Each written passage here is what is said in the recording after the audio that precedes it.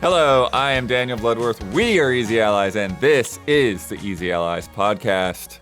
This week I'm joined by Michael Huber. Astrobot, Goaty. Nice. Got a lot of those.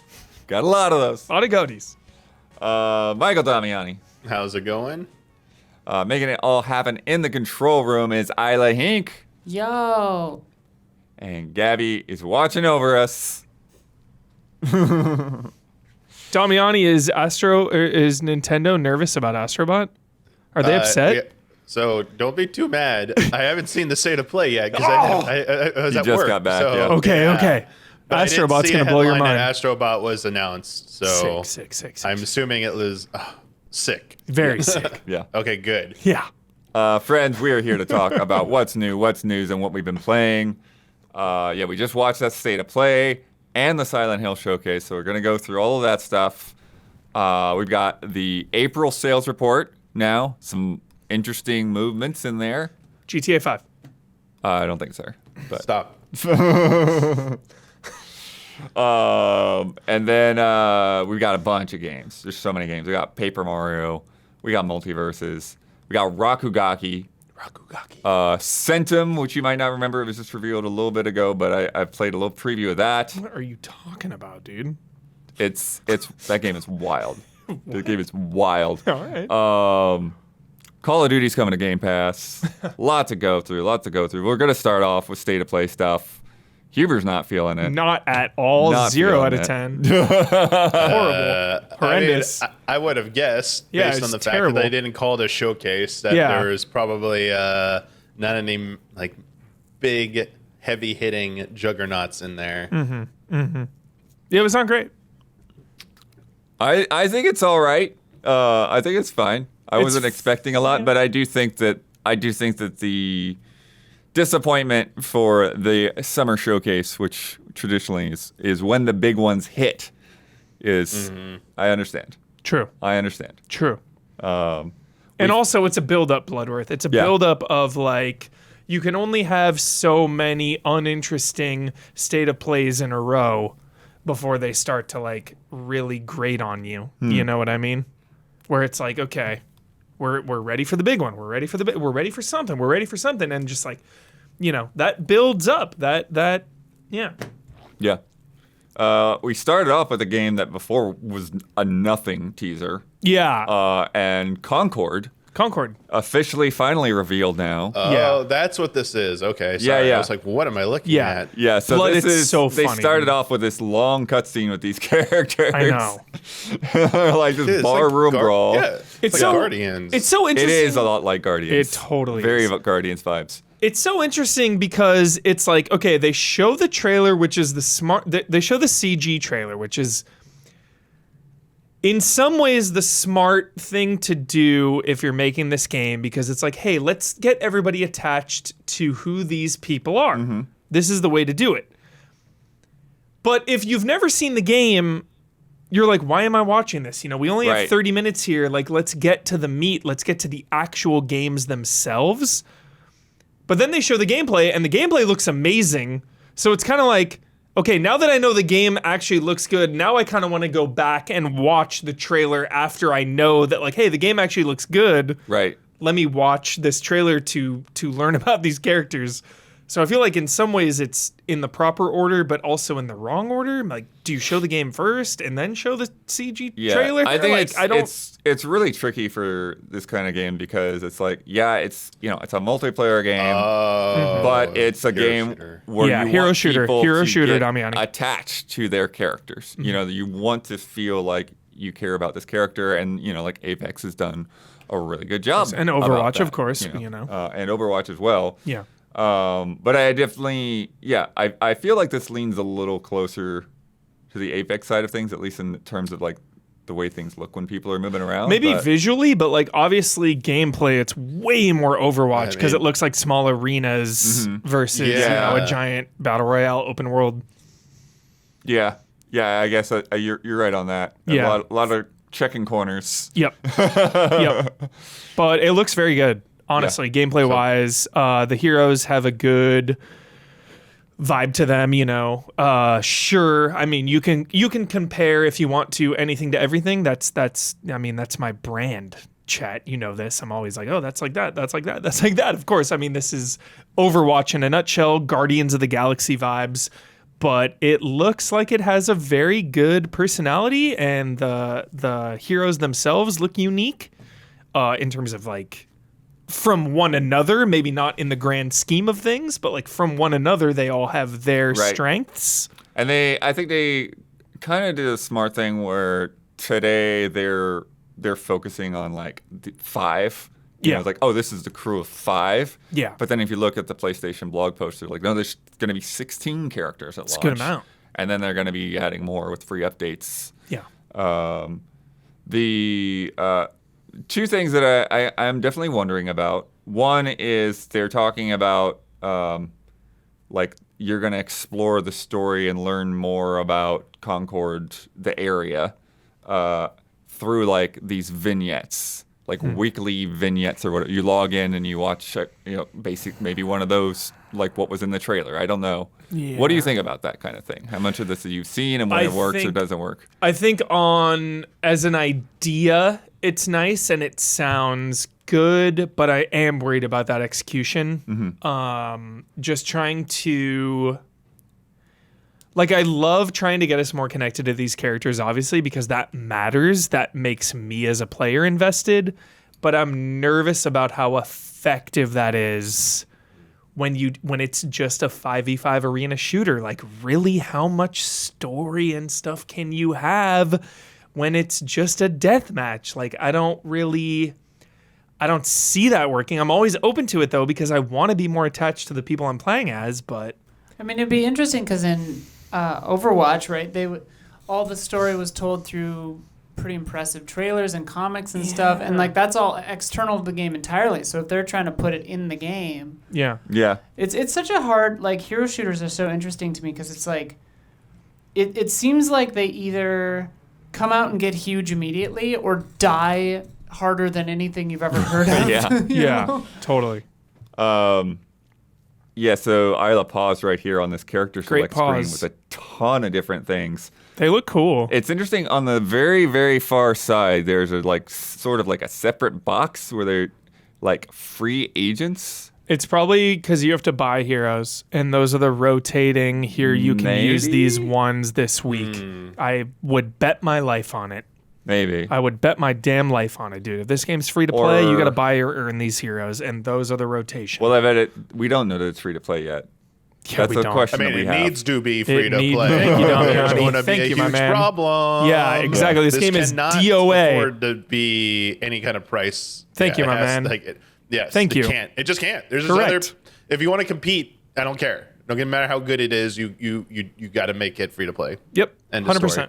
100%. There's too many games, and this space is way too crowded to make anyone buy into anything that they're not already invested in. This is a new IP.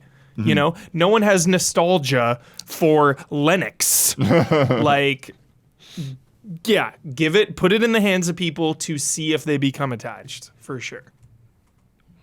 They also talked about some deployable gear, like stuff that like sort of persists on the map. And they were talking about like deploying a wall that'll like block a lane. Sweet. That's some like MOBA shit. Yeah, that's the thing. They were talking about like taking inspiration from strategy games and other types of genres, not just other shooters. Cool. Yeah.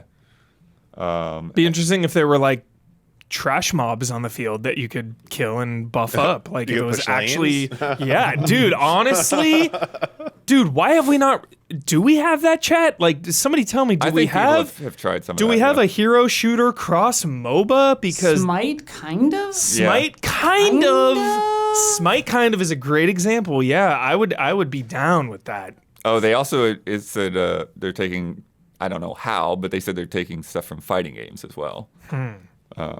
So yeah, talking about matching up and different abilities and all of that kind of thing. I think they were, I mean, yeah, I'm trying to think what I'm guessing that has maybe to do with balance. Yeah. I would guess. But like character balance. I don't know. I don't play a lot of hero shooters, so I don't know how good like the balance and meta is. Like if things, keeping every character kind of viable and not letting something fall to the wayside where people just abandon that character, or people just always pick a certain character because it's like required if you want to win. Yeah. They said asymmetrical characters like 8 times also. Oh. Huber, they might not be trash mobs, but there are trash bombs. Trash bombs. What does that even mean? Yeah, you can cast the walls of fire. We saw that, and they put the thing down and the wall of fire went across the doorway. Yeah. Exploding knives, which I don't know why you need the knife to explode, but there you go. Yeah. And then lobbing Paper bombs. trash bombs. And then the other things, explosive traps, bullet blocking domes, which I think we saw in there, speed granting spores, and other things that persist even after you respawn. So, gadgets. Got to have some gadgets. And that's out August 23rd. So, Coming up. End of the summer, not too far off. Coming up. And I know there's like some pre-order bonus shenanigans in there too. Yeah, the gameplay looked really solid. Like I will definitely have kind of one eye open on it to see how it goes.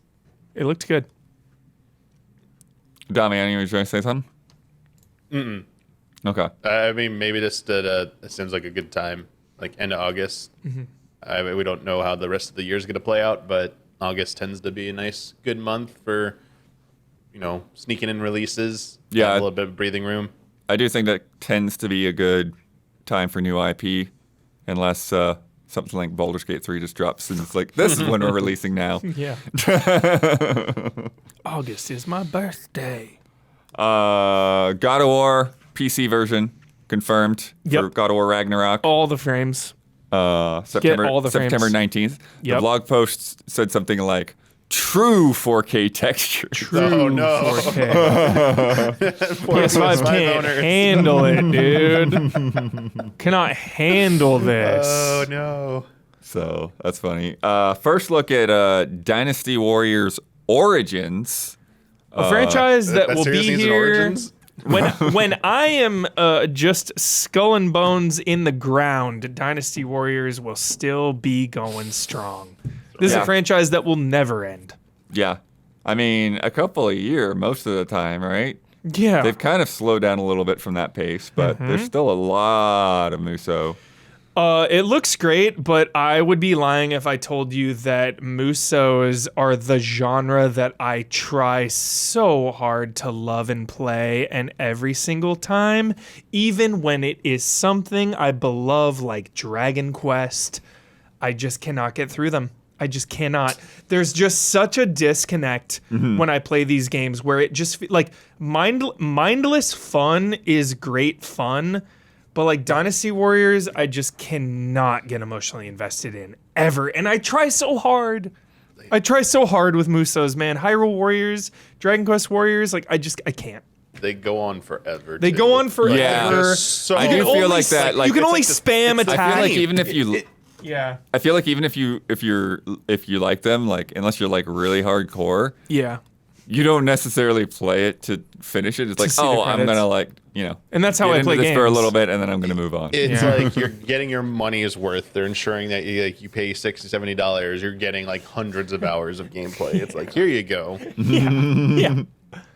Well, it's cool though that it's Origins. Like, is it before every Dynasty Warriors? Are they like when you put Origins on a title, Right. you better be lore based.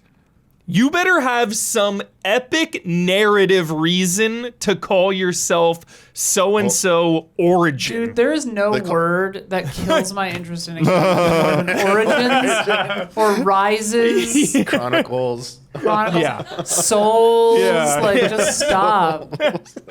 It looks like they have. It looks like almost like a reboot in a way. Yeah. Because it's like they're saying the makes sense. first time in the franchise history, there's going to be a nameless hero. Okay. So you're not just playing as the Yeah, historical Dragon Age figures. Origins is good, but that was 400 years ago.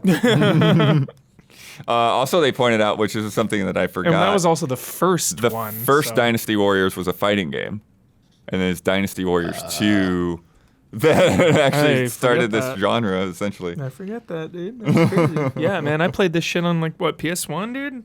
Dynasty Warriors. Yeah, they're saying Hell it's yeah. 27 years old. Yep. Yep. Started I in was 97. 9 I years forgot old. it was Romance of the Three Kingdoms. That's right. So it could get very complicated story-wise. Oh, it I always is. didn't. I didn't know if it was referencing. It said Nameless here. I didn't. What's the Chinese drama or story with the film Hero with Jet Li? Because he was Such a like good nameless in movie, that dude. too. I don't know if they're like it's like that time period or something. Such Because also a the way he good holds the movie. sword was just like how he holds it. Yep. I was like, yo, is this Dude, I'm watching Hero tonight. Yeah, Hero is the Oh Warring my States period. God, Name dude. What else are you doing tonight, Huber? What other Oh, games? dude, I'm watching What Hero. food you gotta go Damiani. get? No, I'm just watching Hero, dude. What a Okay. masterpiece. 1 versus 1,000. That's what Hero they and love. Fearless with Jet Li, dude. Fearless. So good. So good. It's funny because like looking at both the blog post and the email, they don't really say a whole lot else about it. It's just like, yeah, unprecedented scale and all all the course, normal of course. Dynasty Warrior stuff. Yeah. Like, what is there to say, really? It's Yeah. just like, hey, you Slaughter, into these? slaughter people by the thousands. Like, yeah. Dynasty Warriors in a nutshell.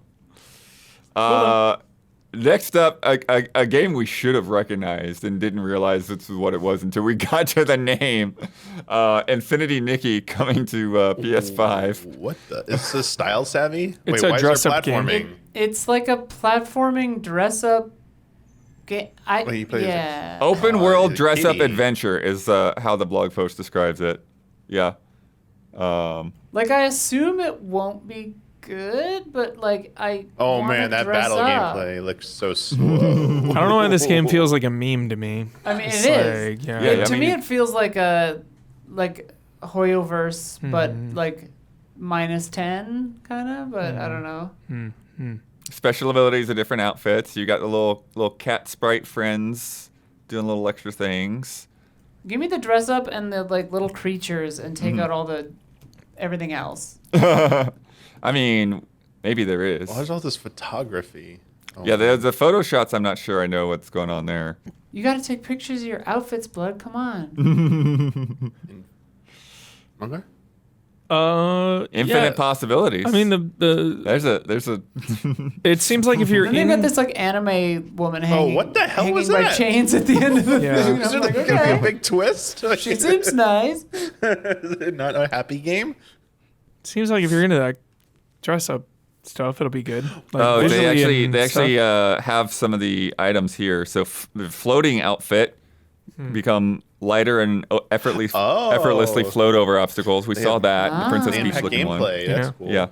Yeah. Purification outfit. Release magical orbs to save creatures that have been corrupted by demonic energy. Oh hell yeah. Love demonic energy. Gliding outfit. Okay. Oh, that's the one with the flower. Remember you saw her gliding with the flower. So they're like they're like abilities. Yeah. And there's a Waifu snap is so true. shrinking outfit. Shrink and stay on Momo's Oh head my god. to pass through places that are inaccessible to others. I love So it's a shrinking perv down. game. All right. Yeah. I still need to send you that SNL skit. About You shrinking were- down. I Yeah. love shrinking down. There's also different outfits to fish, catch bugs, or collect wool from sheep. We saw the sheep in there. Yeah. Pass. Pass. Yeah. Okay. Yeah, I think I'm good on that. It looks There's like another Fine, like though. style like MMO game or something. I thought or lifestyle MMO game, but whatever. Next up, Ballad of Antara, which is pretty cool looking. It's from Tipsworks. Definitely very Soulsy, but there's like Wait. this whole thing with like this other plane across the world. It's like literally So every Lords of the Souls Fallen? game and Lords of the Fallen yeah. Yeah. are its inspirations. Yeah. Okay. Although they would have had to have been working on this before Lords of the Fallen, but yeah. But I mean, some stuff is like so it's like legally distinct Bloodborne, legally distinct. Right, Elden right, Ring, right. Multiple playable legally characters distinct. though, or those you think It those are does- builds? You see them all later. I don't know at the same time. So. There is I think this is the one that said, yeah, there's multiplayer with up to 3 players. That's cool. That is kind of cool. Yeah. The bow and arrow character Jones, Huh. like Watchers, like there's so like Oh yeah, this. Like I that's mean- Mikolaj. I mean, it's 2020. It's 2020. Sekiro. It's 2024 now. Like, it's just a straight up genre. So if you No, like yeah, this, yeah. So if you Yeah. like this genre, like, I'm not you're- shading. Yeah, I'm not no, shading. no, yeah. To me, it's not like these are not negatives. It's just fun and Yeah. interesting to me that it's just like, oh, there's that, there's that, there's that. Yeah. Wearing your inspiration on your sleeve, not always a bad thing. Yeah, Totally. so it does Embrace it. It does say multiple playable characters known as okay. emissaries. Each emissary has their own unique class, gameplay capabilities, and enticing mysterious stories to tell. So that'll be kind of different, playing as Yeah. like a group of different characters rather than making your own and Yeah, your build that's and an stuff. Like I'm interesting curious hub, how that's yeah. going to work. Sure. Yeah. That might be a nice way to like get people into it without having to Sure. worry about that, all that type of stuff. Souls likes have to be really good for me to commit though Oh, to yeah. because there's nothing worse than playing a very, very, very difficult game that isn't great. That isn't tight. Right. You know? Yeah. Like I can get through lesser games if they don't push back and I'm never really stuck. Like, all right, if you're a 6 or a 7, like don't make me struggle. Yeah. If I'm struggling on a 6 or a 7, like that's That's like, well, and it's like, yeah, you have to earn the difficulty in your Yeah. game. Yeah. And like, if you got to if, be good. if all the ineffable qualities of quality don't stack up, yeah, like, Yep. nah. For sure. They've been working on it for 4 years. Coming in 2025, multiplayer beta later this year. Sweet. So Cool. and they've got more to show as well. So Sweet. I think it looks pretty sweet. Yeah.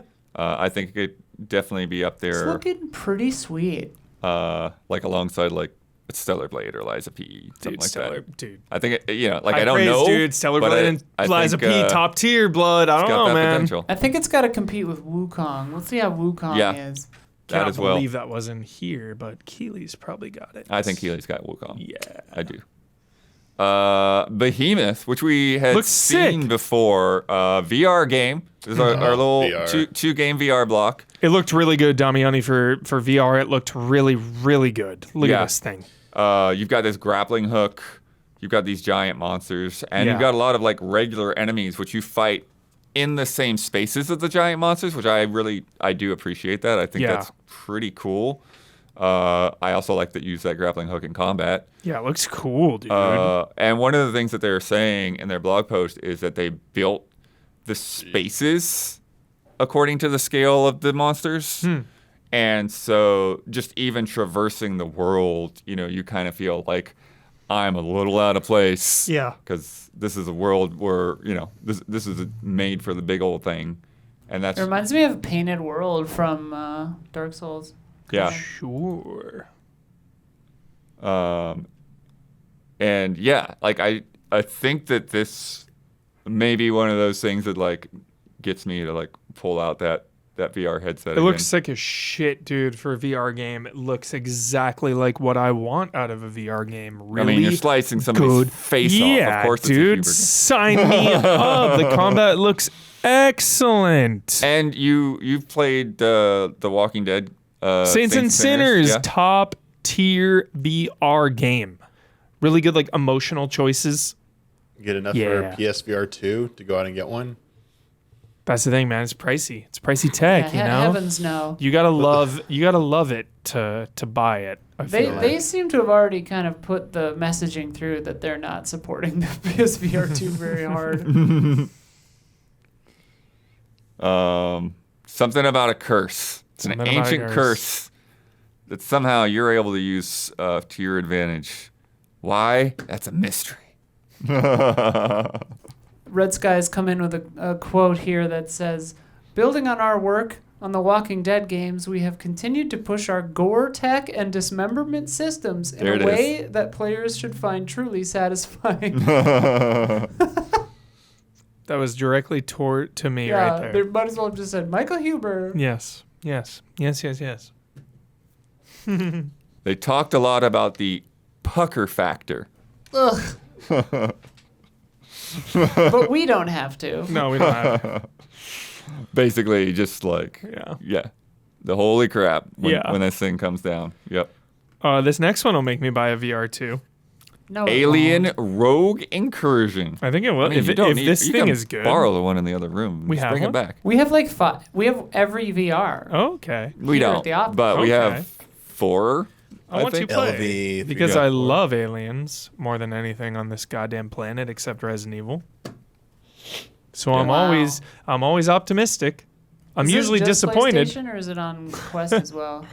I would guess it's on more, but I Yo, don't Alien, know if I have, mark my what have I effing got? words right now. Alien Romulus is going to be incredible It is on PlayStation, right now. Steam, and MetaQuest 3.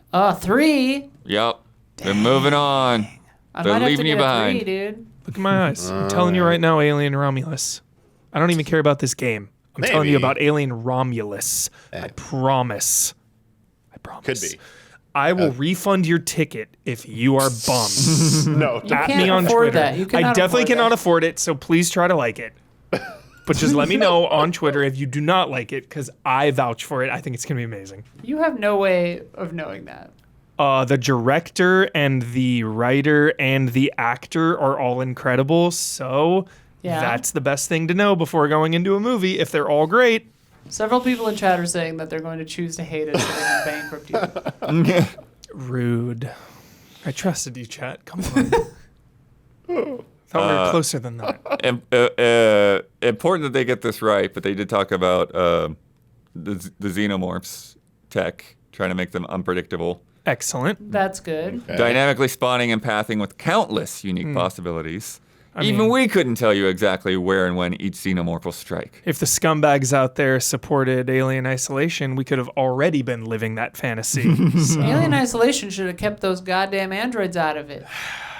moving on right now. Creativity and a level head is your greatest weapon, especially when it comes to leveraging the environment to your advantage. I'm curious what that Crucial. is about. Crucial. There we go. I'm excited about it. I hope that's good, blood. Yeah, Hope it's good. I can't tell. We'll see. Yeah. I We'll mean, have to see. an alien xenomorph hunting you in VR is exciting. So we'll see. Especially a face hugger coming right at you. Oh my god. Oh, yeah. Especially if you have to pull it. Yeah, oh, that'd be sick. Yeah. Marvel Rivals Looks good. got a new look at this. This game. Yeah, this is the Marvel Overwatch Another- clone. Another hero shooter. Another hero Yes. shooter, dude. This Get is paid. That's what you're competing Debs. against. Exactly. Yeah, no, this will be a Concord, big yeah. big thing. Like for sure. Concord, dude. Sorry, I'm already invested in Venom and Spider-Man. it's like- sorry, Yeah. Concord. Isn't that a dire Although- place to be in, though? Isn't that What is? scary? Wait, is this the gameplay? This is Ooh. gameplay, dude. It looks Yeah, yeah. sick. It looks You really think it good, just looks Damiani. sick? Dude, yes. I think it looks slow and weird. Whoa. But I think All right. this looks kind of like. All right. I mean, I don't know. Yeah, What's it looks bad a little about it? slow. It looks a little slow. I do think it's funny when you see players circling like that. It it's doesn't make for realistic. a It's great Concord shot. looked better. It's no gameplay-wise so slow. far. Like Overwatch might be a little faster, but Overwatch is not some high speed sweat fest. I mean, I think it's I because guess it it's was third that person. first- I mean, it is that sweaty. first but- shot was Yeah. so zoomed out. I was like, am I looking at an MMO raid right now? Like, what is this? Like MMO PvP? What is this? Look at Spider-Man I mean, this looks zipping. better. Yeah, this looks better. I think Okay. it's gonna feel The way Spider-Man faster looks than better. it looks when you're playing. Yeah. Yeah. Okay, Storm gameplay looks pretty good. Yeah. Uh, Oh, I get why they probably needed. Oh, okay. Because of their powers are so huge. Okay, they need to give you those wide camera shots. That makes sense. Yeah. Okay, that's probably what it was. I just wasn't used to seeing such a zoomed out shot in like a hero shooter. I was like, wait, that's massively zoomed out. This looked like I was like, is this actually a hero shooter? Or is this something else? But all right. I mean, sure. It probably plays. Fine. It looks cool. I'm very optimistic about that game. Yeah, the destructible stuff looks cool. I think the team up attacks look cool. They seem to have a lot of good dynamics of like thinking about like if you're with this character, what'll happen? If I you're love with that character, what'll happen? I Yeah, love that, dude. Give me the team up vibes. yeah, Let me just team up. If it's a multiplayer game, I want to team up, period. yeah. I don't want to be some rogue solo player in a multiplayer game. Like, Punisher's in there too. Yeah. closed beta in July. John Bernthal as Punisher, 10 out of 10. Yeah, Chad is saying that because we weren't sure before the podcast, Blood, if it was real or not, and Chad was talking about the PSVR adapter for PC. Yeah. I guess it was listed for certification in Korea. Yeah, that's why that's the kind of thing. Yeah, so it's not confirmed yet. Not They didn't fully bring confirmed, it in but there. yeah. That could breathe some life into it. Hell yeah. Yeah, I mean, but that's a weird thing because it's like, then you just have PC players playing PSVR 2 as like an alternate headset. Yeah. So it's not really I mean, like to them me that- supporting the platform with No. first-party games. To me, that is a move to move the already produced hardware Yes. so that they can get rid of it. Yeah, because it's good hardware for the price. Yeah. Very good hardware for the price. But there's nothing you can do with it because there's not a lot of those VR games that have been ported yet. But maybe that'll make it easier if it's cross-compatible. And then I don't know. Next up, Damiani. Well, I don't know if I should wait for Huber or what. Nah, he hated this whole presentation. I mean, he hated the presentation, but he's loving every game. You can still like the games, but think this was needed to be something bigger than what it was in Yeah. terms of being like a summer event. Yeah, it's maybe the fact that it's Yeah. missing things more than what was there is bad. I yeah. think that's probably more in line. But let's go ahead and play this. This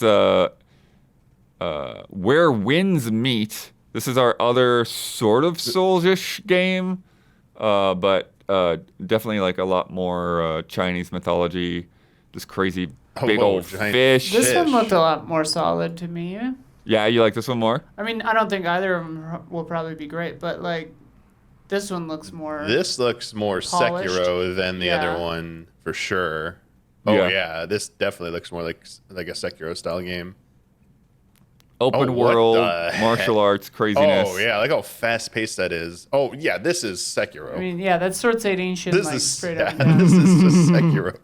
I mean, I love how they're doing these crazy environments. Oh look at that! You Yeah, see the- Parasol? The fucking Crouching Tiger shit right here is so Yeah. good. Yeah, Yeah, they wushu listed stuff, that yeah. and House of Flying Daggers both is, Oh, for sure. yeah, definitely wanting to Pretty cool. bring Yeah, like a mix of like real world martial arts and, then like amping it up to 11.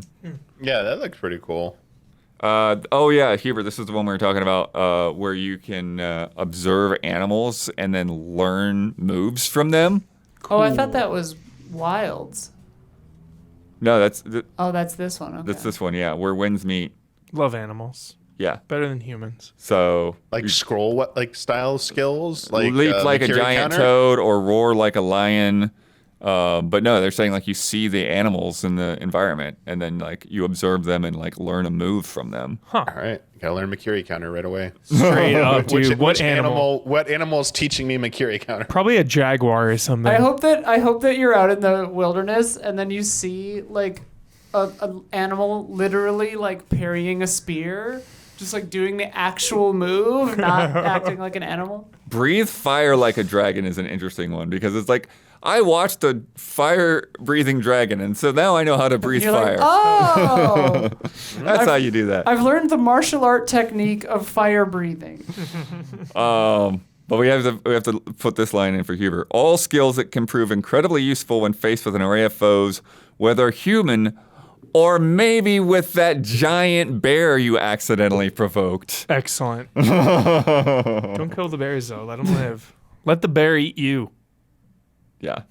So, and then there's another bit in here. Weapons. They've got spear, sword, fan, dual blades, umbrella. We saw. Ella. And Ella, the glaive. Ella. And then A.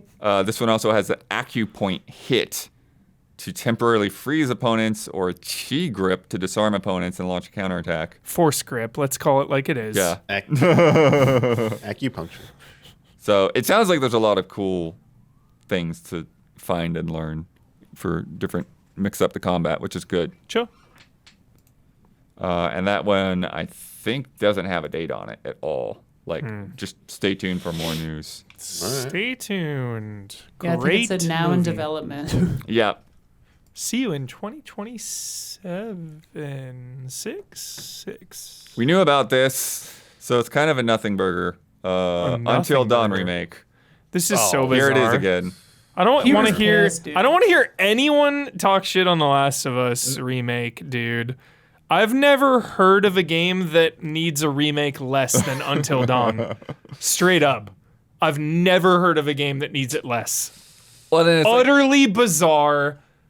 Utterly pointless. as Isla said, without the What? Digital Foundry comparison, it just looks like the same game. It looks exactly like I know What? that that's the Odyssey of Recollection, but like it looks exactly the same, which just means they like up-resed it a little. Don't get me wrong. Like it doesn't I even look great. love Until Dawn. Yeah, I love this Yeah. game. I love this game. This Yeah. is so unnecessary. What? I don't know. I mean, I have no honestly idea. think like not better enough be- people probably played it, and Dude. they're just trying to like get, you know, because like I don't know, I want this studio to do well. Yeah. I don't know, Their games get paid, rip. you know. Their games are awesome, but this is just this better be like free or $5 if you own Until Dawn. Oh, Chad- yeah. Chad Not is- even we need an kidding. upgrade path. Yep. Chad is saying this is mostly just to get it on PC. Sure. Oh, they're going to do a Sure, PC sure, port, sure, so sure, they sure, just did a PS5. I don't know if that's a theory or Huh. true, but That's a great point. Maybe. That's a great point. like to me that would make sense. 100%. Like if it's a PC release and then You they're got like, me. sure, it's on PS5 also. Like great, Sure. whatever. You got me. PC, for sure. Oh yeah, come into PC. Yeah. For sure. Yeah. We I knew that. I didn't put it You together. got It's like, me, Dead that's why. Bang. You got me. But what Still. we got, Huber, Path of Exile 2 is so looking really good as well. Oh my god. And the big things that they confirmed today were couch co-op Yes. Hell yeah. and cross-play with cross-progression. So Clutch. Perfect. Okay. pop this thing back between need different that. systems. Yeah, Yep. you need that.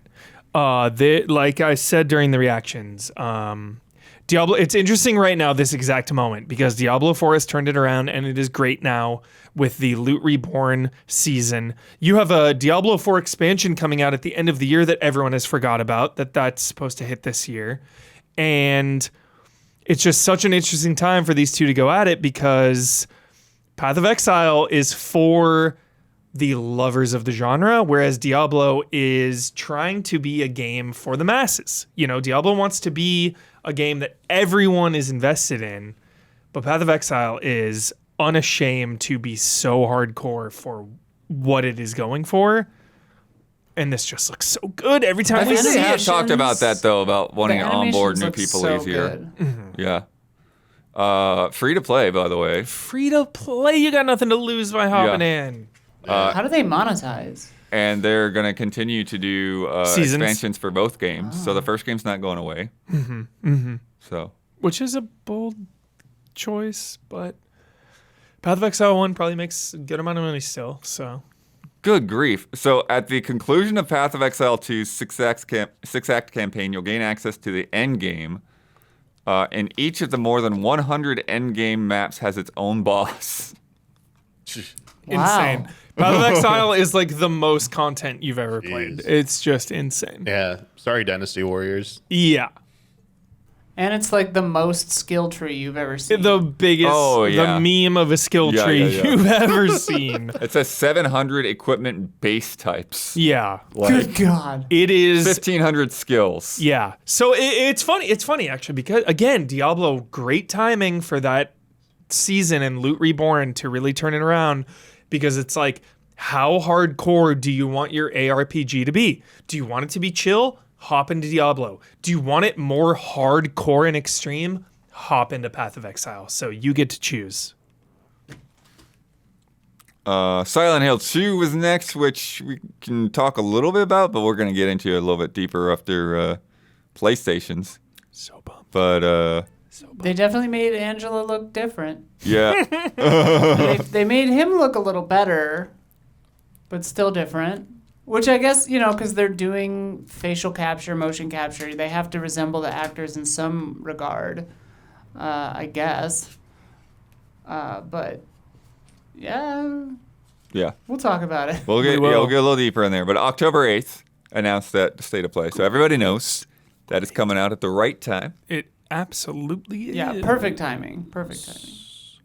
And then we got two big ones to close it out. First up, first gameplay look at Monster Hunter Wilds. Oh, nice. Yeah. Look. Out there on These your characters sand are ship so cool looking. Yeah. with your Like, Palico. come on. Yeah. Wait, is this? Yeah. This It's is like it. modern day, or No, what- it's what just is- it's just Monster Hunter World. Like I see that. just the style thought, here. though, Damiani, with or the like glasses not and modern, stuff. but like closer to like.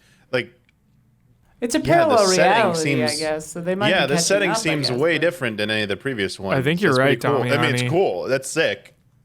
What if it turns out like the twist is that it is in the same area as world? It's just like way later, cultural collapse. You right, 3,000 years later. chocobos? Yeah. Yeah, Damiani looks so good. Wait for the weather, dude. Wait for Yeah. the weather, Damiani. weather's a big deal in it. I It's guess. amazing looking, dude. Yeah. And I said this before, but I really love that, the interactions between different animals. Oh, as yeah, They they come up to gotta- each other. Look at this. They got beast. to one up those Monster Hunter World ones. Yeah. Look at this Yeah. freak. So those are sick. It looks like it's covered in blood, which I love. Yeah. I think it is. Like, Yeah. I think it Or is. something, Yeah. or get chased by it. Look at this, dude. Whoa, what is Furiosa. this? Furiosa, bro. Furiosa or the Wasteland. Mission Impossible going running in. Oh, there's that roller Oh guy. I shit! can't You remember fight his it name. in the Look at like y- sandstorm. How insane is that? Yo, Crazy.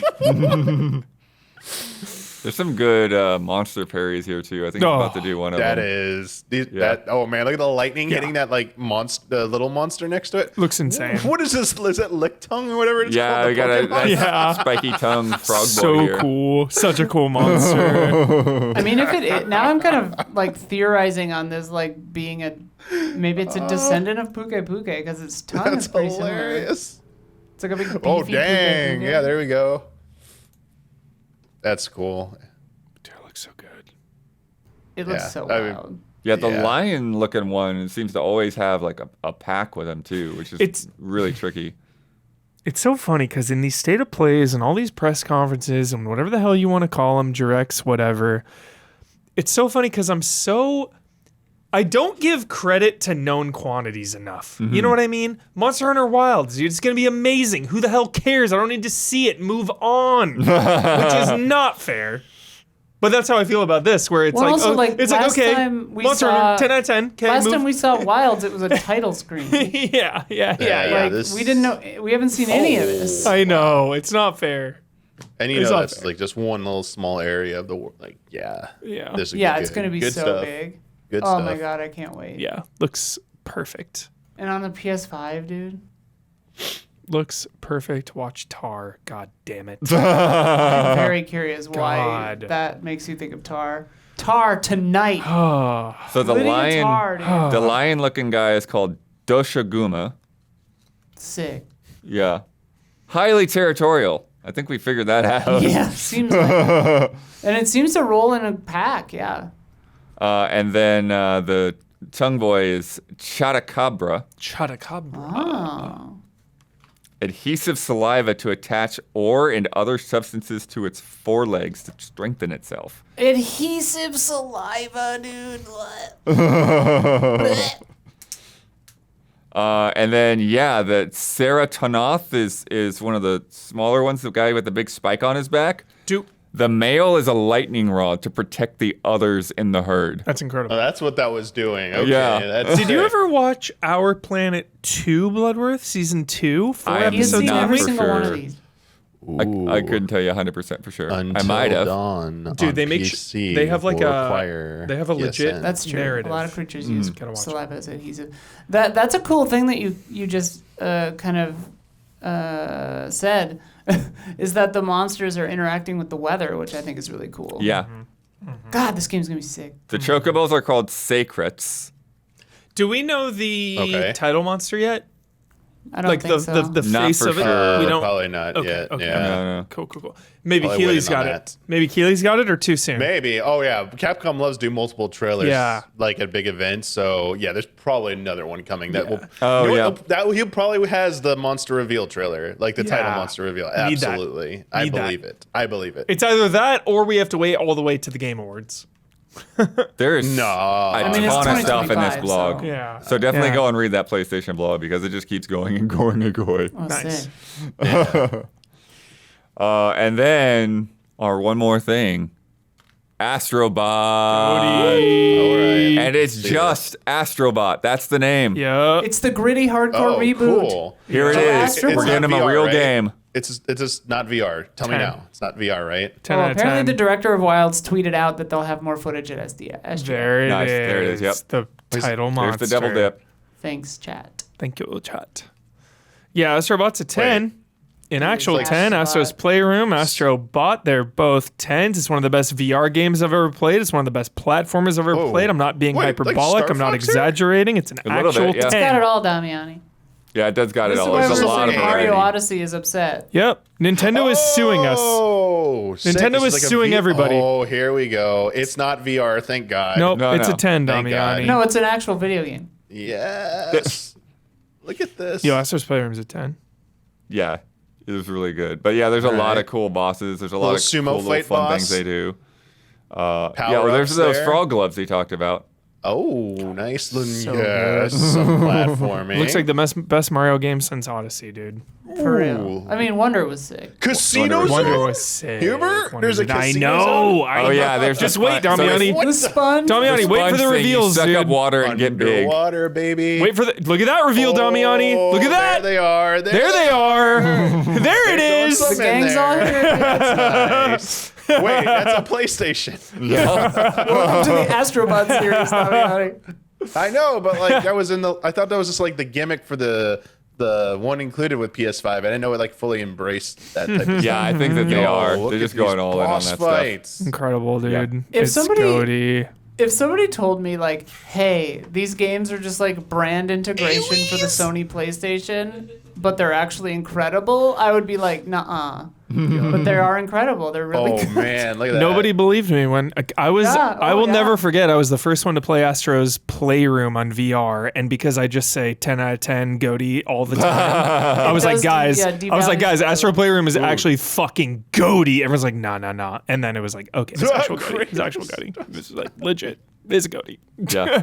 Oh, that's cool. 6 galaxies, Damiani, 80 This levels, is amazing. 15 brand new abilities. Farrah Missoula. You're right, Hubert. This is gonna force Nintendo Nintendo's to rethink pissed. getting. They're like Switch 2's gonna come out now. Nintendo We is can't- we can't so delay- mad right now. Delay it now. or They undelay are it. having an emergency code red meeting right now. There's Bloodborne in there's a I think it was in the last one, so I wouldn't be Really? surprised. Yeah. What? Oh yeah. Pretty sure they I had missed a it little both Bloodborne guy times. in the previous game. So good. I just hope the Yeah, I flying guess the segments. hunter. There aren't too many of those. Sure. Yeah, like I'm hoping they're just like Star Fox Adventure style, which is like the intro to a world or whatever. Yeah, which is you fly in. or get to escape, and that's like it. Or, Yeah. yeah. I don't want like entire like levels that are just only Sure. that. That could be. We'll see. Oh, But that I didn't hear the music. How was the music? Because I'm just Oh, watching yeah, on the that's thing. good. How's Yeah, the yeah. music? Yeah. Yeah, theme song. I don't know if they're gonna have any GPU songs, but Was it the Astro? I am Astro. That music was so I good. am Astrobot. Was it that? I We have to don't listen. recall. yeah. September 6th though for that, so that's coming quick.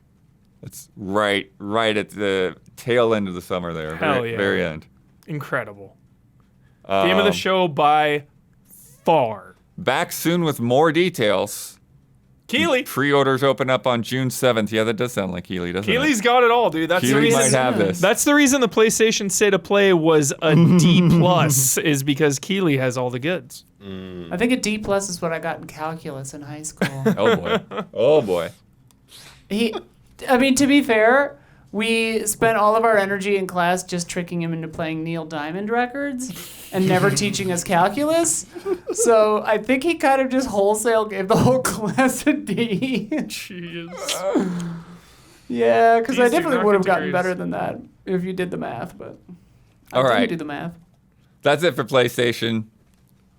I think it's good stuff, but I think it's Huber. Huber's pissed. You walked out the door. I think No. what I was saying it's what it didn't have. I think is what you're missing. I think what it has is no, good. I think look. what it didn't have is what you're missing. Look, I judge shows on if you have one big announcement, which it did, Astrobot. Mm-hmm. But I also judge them on games that I need right now. And none of those games I needed.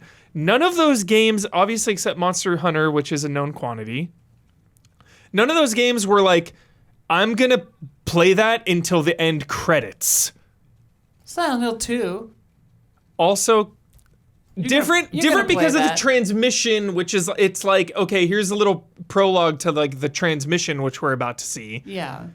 So it's like the heavy hitters were like Monster Hunter, Silent Hill, and Astrobot, which is some heavy hitters, but like, I don't know, that show just didn't do it for me. And I think context is so key. We're in the middle of the summer.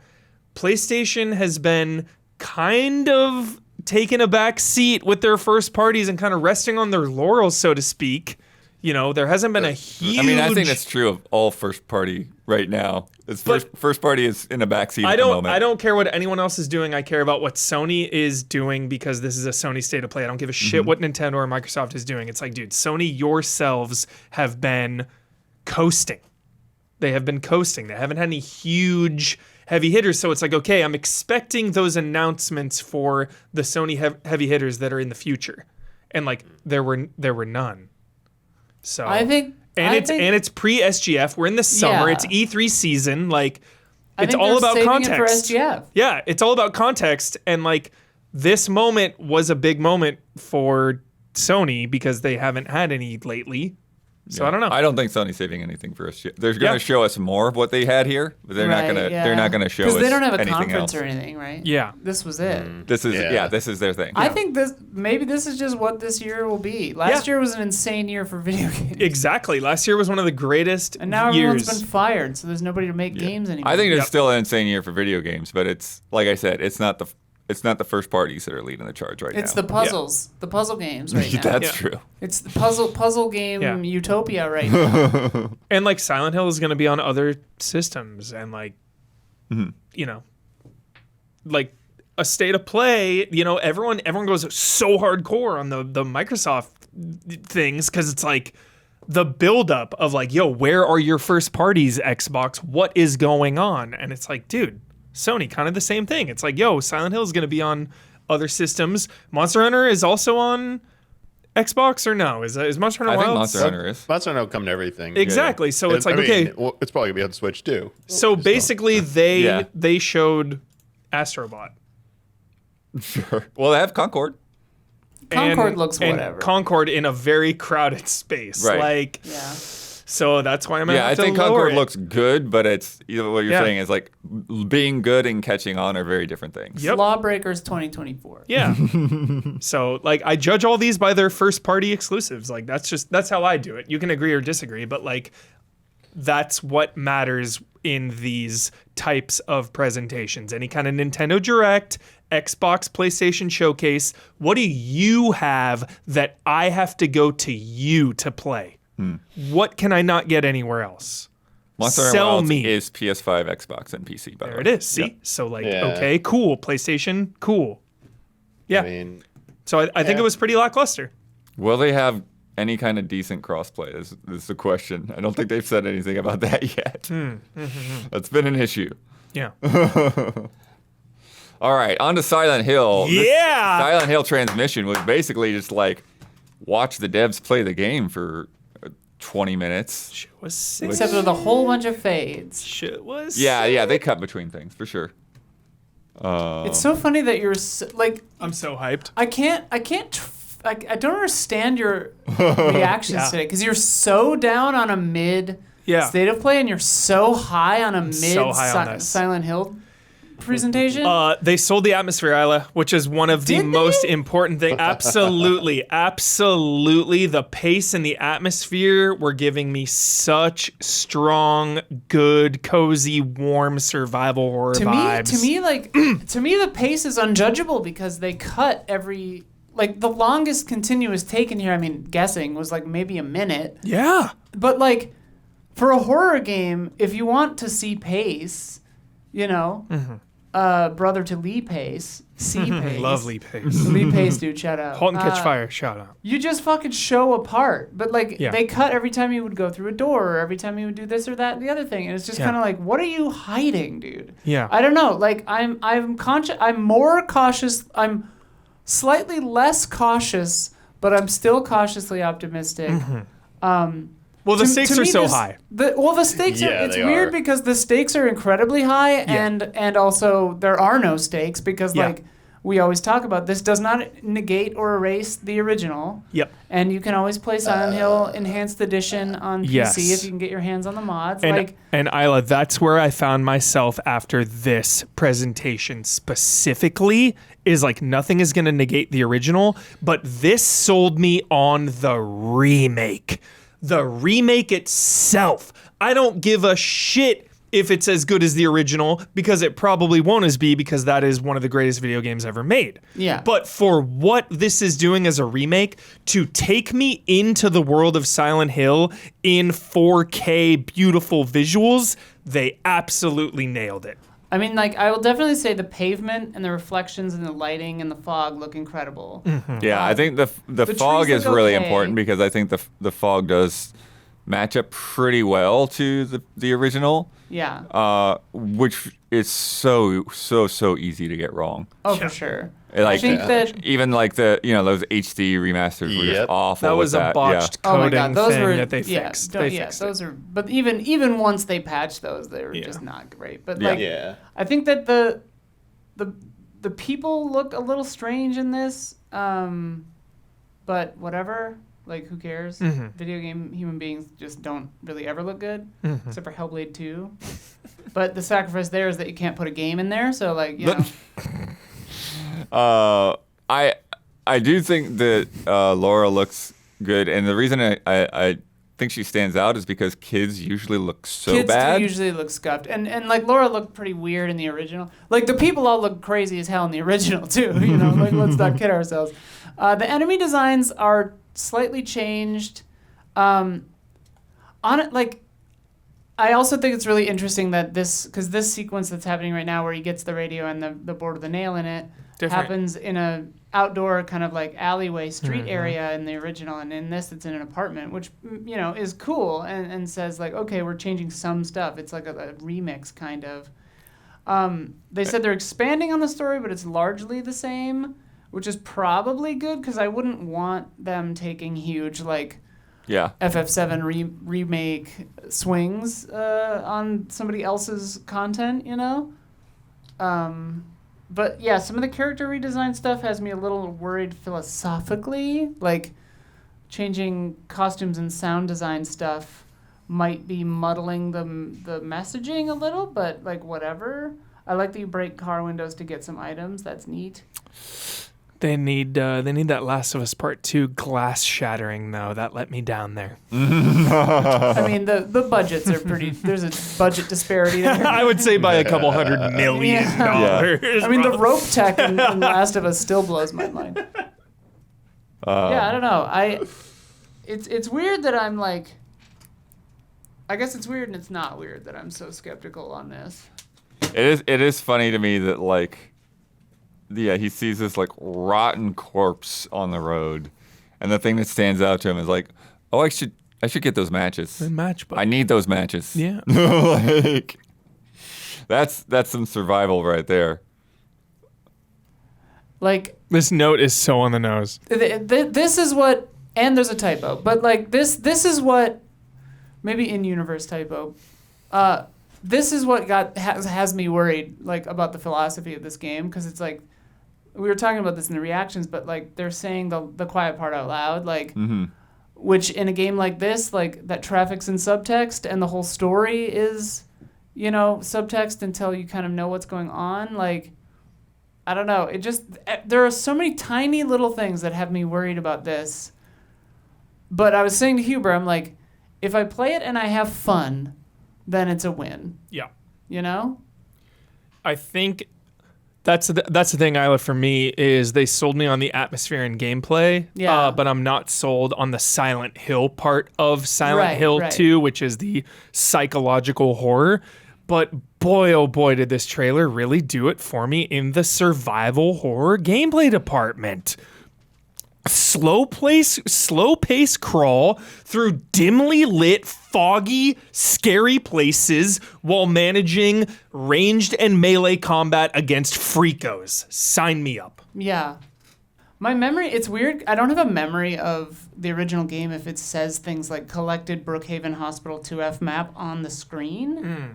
I think it does when you open the map. When you in open the Silent menu, it does, but I says, don't. yeah. Like, for some reason, having notifications like that on screen really bugs me. Yeah, because it's like I want to be bewildered more. Yeah. Don't tell me Like, where I don't- am. I want to don't be tell like, me wait, anything. am I here? Am I in the hospital? Am I? Yeah, exactly. And like, I don't need a reminder to be in the corner of the screen while Straight I'm up. looking at a note held in my hands. Like, Straight this up. HUD is pissing me off. This HUD is to me Hey. as the state of play presentation was to you. Thankfully, with Silent Hill, maybe you can. Maybe hope there'll you be just like turn it off, yeah. 7 options for gameplay and puzzle difficulty, like no HUD, Dude, no. I mean, no Silent Hill is anything. known for that. I mean, Exactly. Silent Hill 3 is more known for that. Yeah. But yeah. Give me all that. Oh, yeah. Hard. And the darkness, dude. The freaking lighting and the I shadows. mean, the environments look so good. Like, real good. Real good. and like now we're watching a not streamed, or it's at least the archive, of Mm-hmm. the stream. And like his movement looks a little more smooth. Mm-hmm. Because when we were watching it, our computer was also like half starting on fire. So like Yeah. it was a little chop, but like, Yeah. oh God, I want this to be good. I'm excited. I got high hopes. That shotgun, Huber. Shotgun was passable. Passable Yeah, the shotgun. sound You was heard it all here. right. The Yeah. sound was okay. It had a passing grade minimum. I would need to see it myself, but on a stream, it has a passing grade out of the gate. Like Brookhaven Hospital Floor 2 should not appear on the screen. I know, in a floor 2 Silent even. Hill. That's Yeah. unnecessary. Don't tell me where I am. This is Silent Goddamn Hill. Yeah, I know. Like if you Does James even know where he is? Damn no, it! he shouldn't. Like, Exactly. even if he thinks he knows where he is, he should be wrong. Like, I'll forgive it a little if the HUD starts to lie. That the goes like unreliable Kojima. HUD. That would Unreliable be fantastic. HUD, dude, I would be in. Yes. Has a game ever done that? Unreliable HUD? That I mean, rules. Yes. Metal Gear Solid 2 fully did. Yeah, but that's true. sometimes. Love that. Daviani, before we move on, any thoughts now that you've seen some for the first time? I'll go back to what you're saying. You were saying earlier the stakes can be higher, but I think it's more because this is like the entry that they need to, prove them. It has to I know. be Yeah. well received. They should have done number I one, know they Damiani, have less other stakes. projects in the works, but I think if this stumbles, then it's a bleak outlook for those other projects and the future of Silent Hill, because you'd gone so Absolutely. long without any real Silent Hill updates, and they've been so few and far in between. So, and with Konami, so I think it is, this is huge for the future of like any potential future for Silent Hill. Really like rest on how well this does. Yeah. Yeah, this could hobble it and nearly kill it, and then Silent Hill F would either have to finish it off or revitalize it. Is this going to be the Evil Within situation where it gets a 72 on Metacritic, but Easy Allies gives it a fucking 9? Like, come on, dude. This game? God, I'm ready for it. I'm ready for it. I'm nervous. Dude, I'm so nervous. If this is anything above an 8, I would be thrilled. Nice. We also had some other things we don't need to get too much into, but they talked a bit about the movie. It yeah. actually looks Silent pretty Hill? sick. I mean, it looks very low budget, but From the director of the original and, I realized, Brotherhood of the Wolf. Incredible movie. And I like the original Silent Hill as well. So, yeah. Kind of high hopes for that movie, Yeah. Blood. Silent Hill 2, the movie, was terrible. Absolute trash. Silent Hill Revelations 3D or whatever. Is that what it? Yeah, is that what that's it's what it's called? It was so bad. The first one though is really solid, and they're bringing the director back, so he was really passionate about it. All the behind the scenes shots, like Isla was saying, were like really spot on. Like So, the environments look yeah. very good. You can never tell in behind the scenes stuff because like Yeah. costumes and sets and everything look so jank when it's not the actual lighting and like the f-stop of the camera that it's meant to be in, you know. Like this is like they're showing B-roll right now and it's like broad ass daylight. But they're probably shooting it at like closed off and it looks really gloomy and interesting, you know. But they're doing like shot for shot, like the urinal tilt shot is in the movie apparently. And it's just like, okay, like Yeah. why not? Very encouraging. Especially like, dude. And the enemies are all real people and they're dancers, which I really Yeah, I do think Yeah. that's nice. That's awesome. To, like they have physical presence. Yeah. Walking Dead vibes. And video game adaptations have been cooking lately, so let's keep that momentum going. For real. High hopes here. Then we got a bunch of merch. Bunch of Dude. merch. The- Skip. Well, the Silent Hill sign, welcome to Silent Hill sign mouse pad, like desk, You need that. desk pad. You like need that, That I'm into that. Isla, if you don't have that, I'm really disappointed. James's jacket. Like Is I'm it for I'm sale pissed. already. Like, what's the deal? Maybe. Probably. I'm pissed if you don't have this. Isla. What the hell? Like, Come on. The keychain. Please. Oh, man. Yeah, you Desk pad and coaster set. I'm gonna look for it right now. you don't need it. You deserve it. I deserve You deserve You know? that frickin' desk pad. Life has been hard enough. Come on. Welcome to Silent Hill. All right. Let's move on. For the April sales report. GTA 5. Come on. Now you're just doing it. Just because. 200 million. You got to bet on it, dude. You got to bet on 200 million. It's always there. It's always Maybe lurking. Maybe next year, Huber, in the lead up to 6. Yeah. Yeah. Well, actually, that ties into some of the stuff we're going to get to because we've got a lot of things moving around this month. Can we watch the GTA 6 trailer? No. You can. Yeah. So this is our monthly sales report from Matt Piscatella of Circana. Overall, market fell 3%.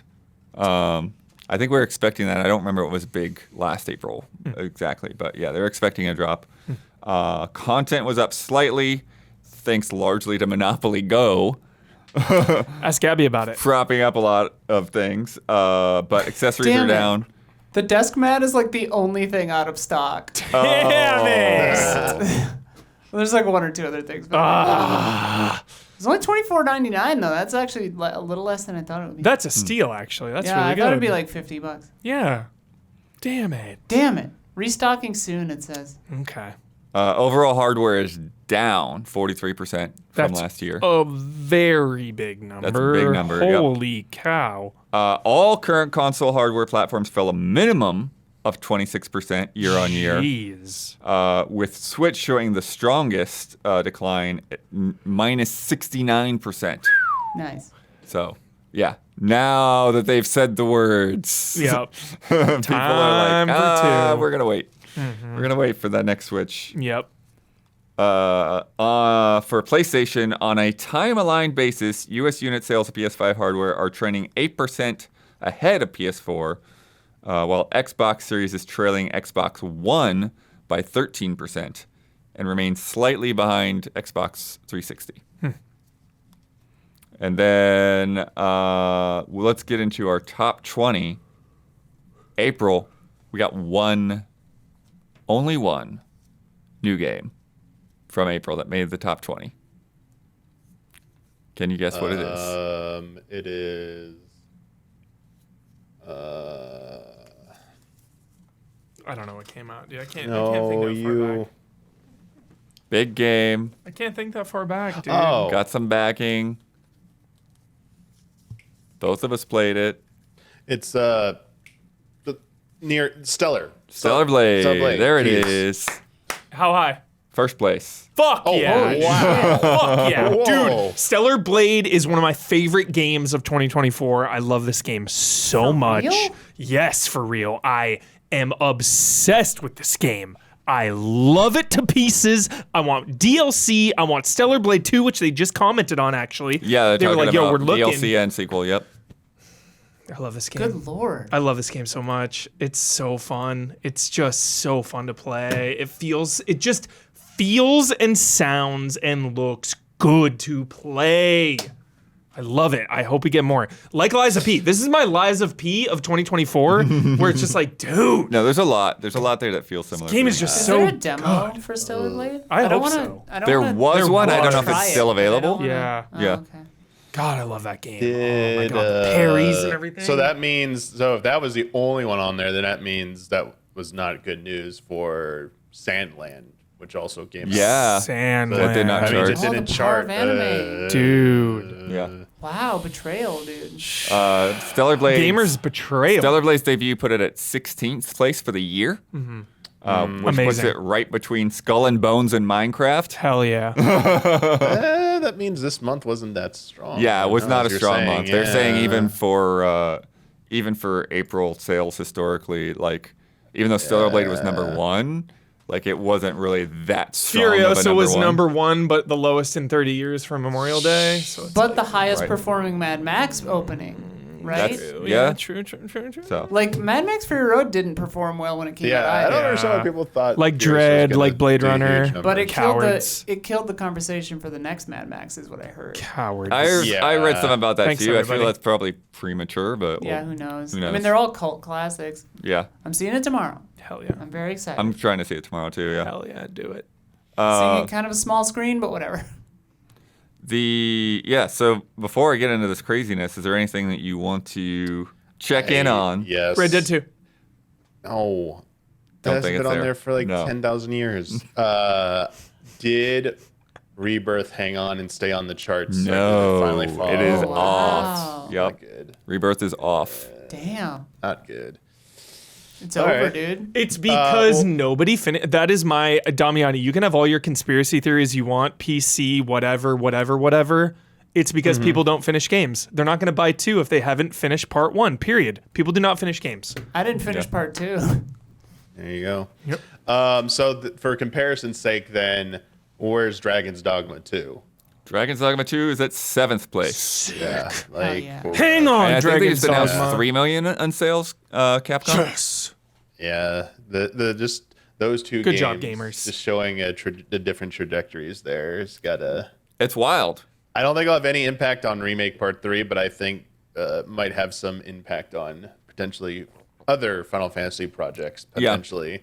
I think they need Seeing to how- figure out how to get appealing to new audiences. Yeah. It's And not, whether I that don't- means ditching the numbers or what. But Well, yeah. I don't think it's necessarily like it's gonna, and Multi-platform also it's not ditch just the gonna it's not gonna copy like Dragon's Dogma 2, but we're seeing stuff like Baldur's Gate 3, Dragon's Dogma 2, like these games that forget the numbers thing, that they are still like, you know, a type of RPG that are holding on month after month and resonating, and it's like that they need to figure out what that is going to be going forward for Final Fantasy. You know what? Yeah. You know what I think that Final Fantasy needs to do is to be fun minute to minute. Stop.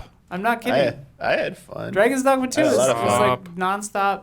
So I'm the fun opposite. to play. I The combat is don't, fun. yeah, I don't have fun in Dragon's Dogma, but I have fun in Rebirth. So Oh, okay. I mean, There you go. but that's the thing. It doesn't matter if I did. It's like you need lots of. That's what I'm saying. It needs Bigger lots more appeal. people, and I think Huber's point's the most salient too. That making this a trilogy was it should have known. It's a gamble. That it was a gamble, but also I think it's a long. Like we said before, it's a long. You know, it's a long game they're playing here. Yeah. Because I think it will pay off like over a decade, but not right now. And like people are freaking out right now because it's not selling these There'll be a massive whole numbers. different wave Yeah. of people that pick this game up when 3 is available. But Because they will play through it all at one go. I have a question for you all. It might not be a good thing to do, but that's what they're going to do. Let Give humor me, speak. give me the history. Damiani, you probably know the historical numbers here. You know the historical context. You too, Bloodworth. Like, is something like this in today's day ever going to be as big as a third-person action adventure or a first-person shooter? Like, it's still a super JRPG with like turn-based kind of combat where you get into battles like that. And I think the biggest selling games are always, you know, you got your Souls-likes, you have your behind the camera, Resident Evil, third person, Last of Us type, first person games. Like, will a JRPG like this ever hit those numbers that they want to hit, or will it be somewhat niche? Like, will it ever be that mainstream number one hit forever? Well, I mean, you go back to Baldur's Gate. Baldur's Gate's a great example. I mean, it's a turn-based game. Not Great exactly the same. It's 'cause not you can't- exactly the same. No. So what I'm about to say, sorry, it's not Yeah. exactly the same because you can't compare it 1-to-1 because they don't sell the game because it's free to play. But I mean, Genshin Impact. And, Yeah. Free to and then- play, free to play. And then it's follow up Honkai? Honkai Star Rail, Yeah. which is turn-based combat. Yeah. And those, pull in a lot of money, but sales-wise, that might be the thing.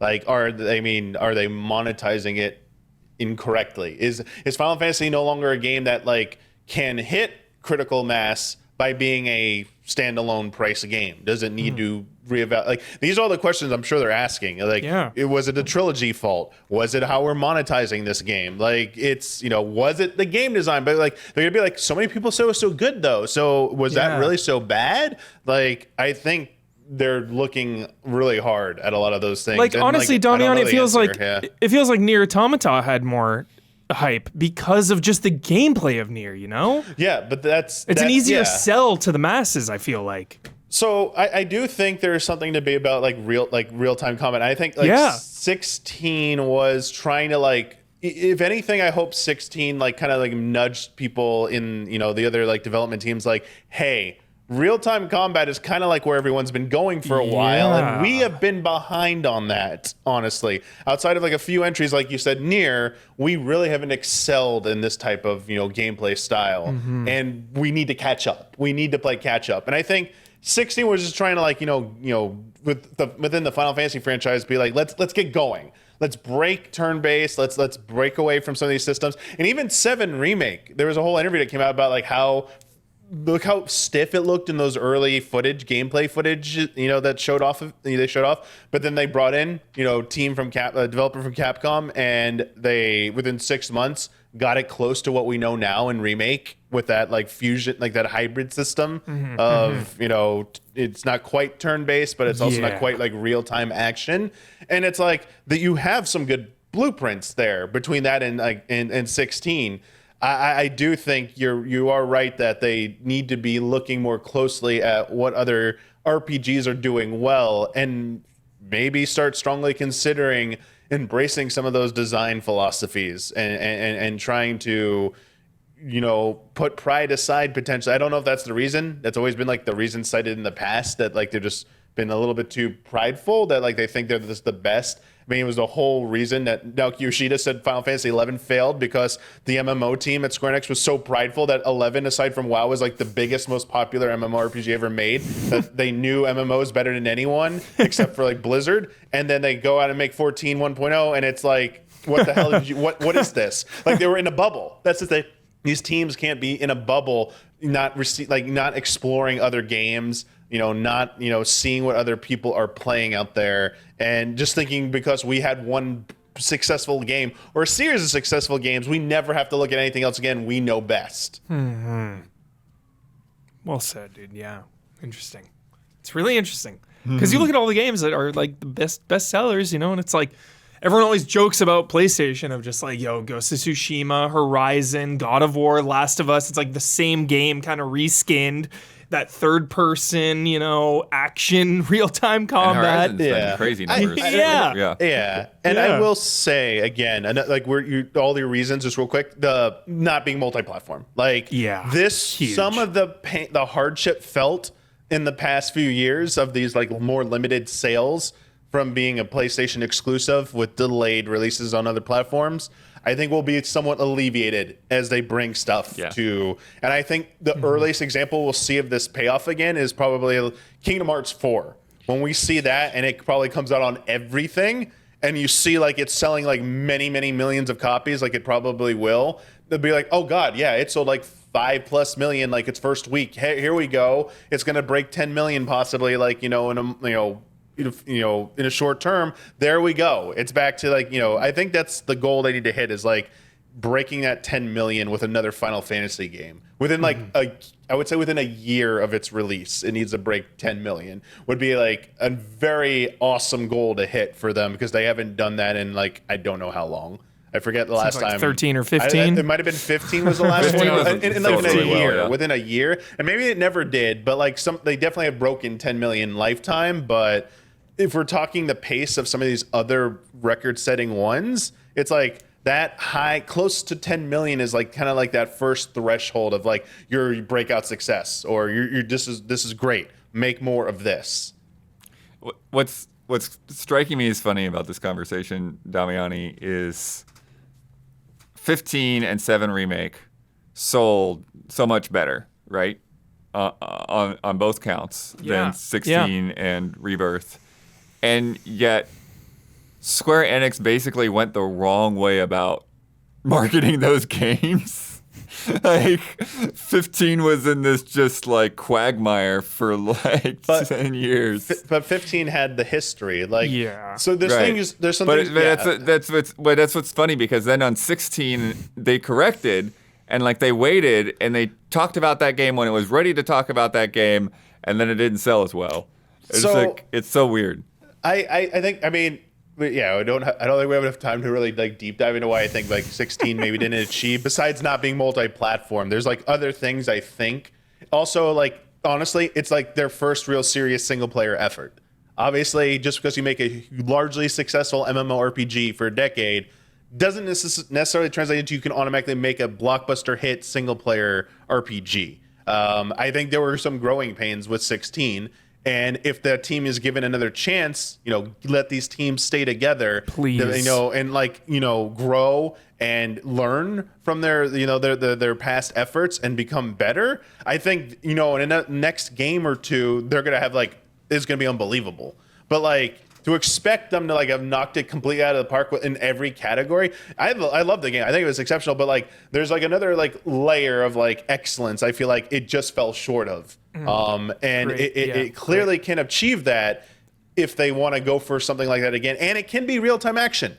Like it's why not both? Square Enix can have, and any company can have both real time action combat games and turn based action. The whole like weird narrative, the battle between that was getting really annoying, because it's like, there'll be more of everything. Like, chill out. Like, just because one did this, then like that wasn't really relevant. But yes, I do think like that's my argument for why my short abbreviated argument of why I think 16 fell a little bit short in like the game design philosophy department, because they were still learning some stuff. Also like budgetary stuff. I mean, there's a whole bunch of reasons. But yes, I do think, there are people there are developers there that are very capable, if you can keep them together, that will be able to achieve this, along with being multi-platform, having that multi-platform release. I do think they're prime for like the next mainline Final Fantasy to be like, oh, Final Fantasy's back, baby. Like I'm just calling it now, like all the headlines be like, Final Fantasy's back, Final Fantasy 17, Return of Final Fantasy, like best fun. It's just watch, it'll happen. It's just calling it now. Well, I think going into this, as part of like a broader conversation we've been having about, the console sales numbers and things that we've been talking about, and Sony put out like a financial briefing this week separately from the sales report, and one of the things that was really interesting in there is they were saying like, of their PlayStation users right now, like half of them are still on PS4. Jeez. Like not spending as much time on playing games as the PS5 players, but they're still there. Yeah. And so it's like people just have not upgraded yet. And so when you have a game like Final Fantasy that's not on PS4, there's half of your audience that you're just not even accessible. Totally. So. Yeah. There's a whole multitude of reasons. I wouldn't read into 7 or even like 16's like shortcomings, but that's still, despite that, I'm not trying to fully mitigate like the concerns. There still should be some, just to be proactive. They should also be looking at other games that that do things that like resonate a little bit better, because while not impossible, it still was technically possible to achieve much higher sales just being a console exclusive. Like it is doable. I mean, even if you're just like on PC as well, like look at Helldivers. I mean, Helldivers 2 is just Helldivers showing 2, second place.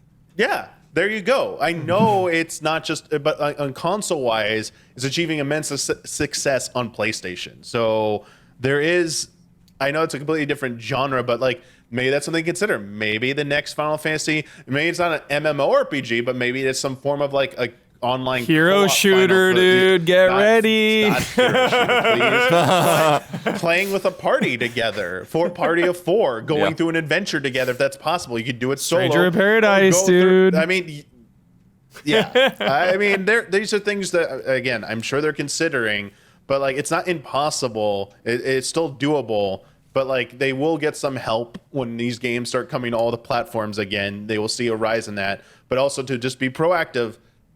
Maybe I hope they're closely evaluating the successes, the criticisms just in general, both levied against 16, against the remake trilogy, and then using that to, choose a path forward for, I think Final Fantasy 17 will be the next mainline Final Fantasy game released, because I do think that is going to be a very important release for them when that is announced and happens, because the narrative is going to be, Final Fantasy has not been selling very well for years now. Is this series played out? They're going to have to do something with 17, whether that's fair or not. Yeah.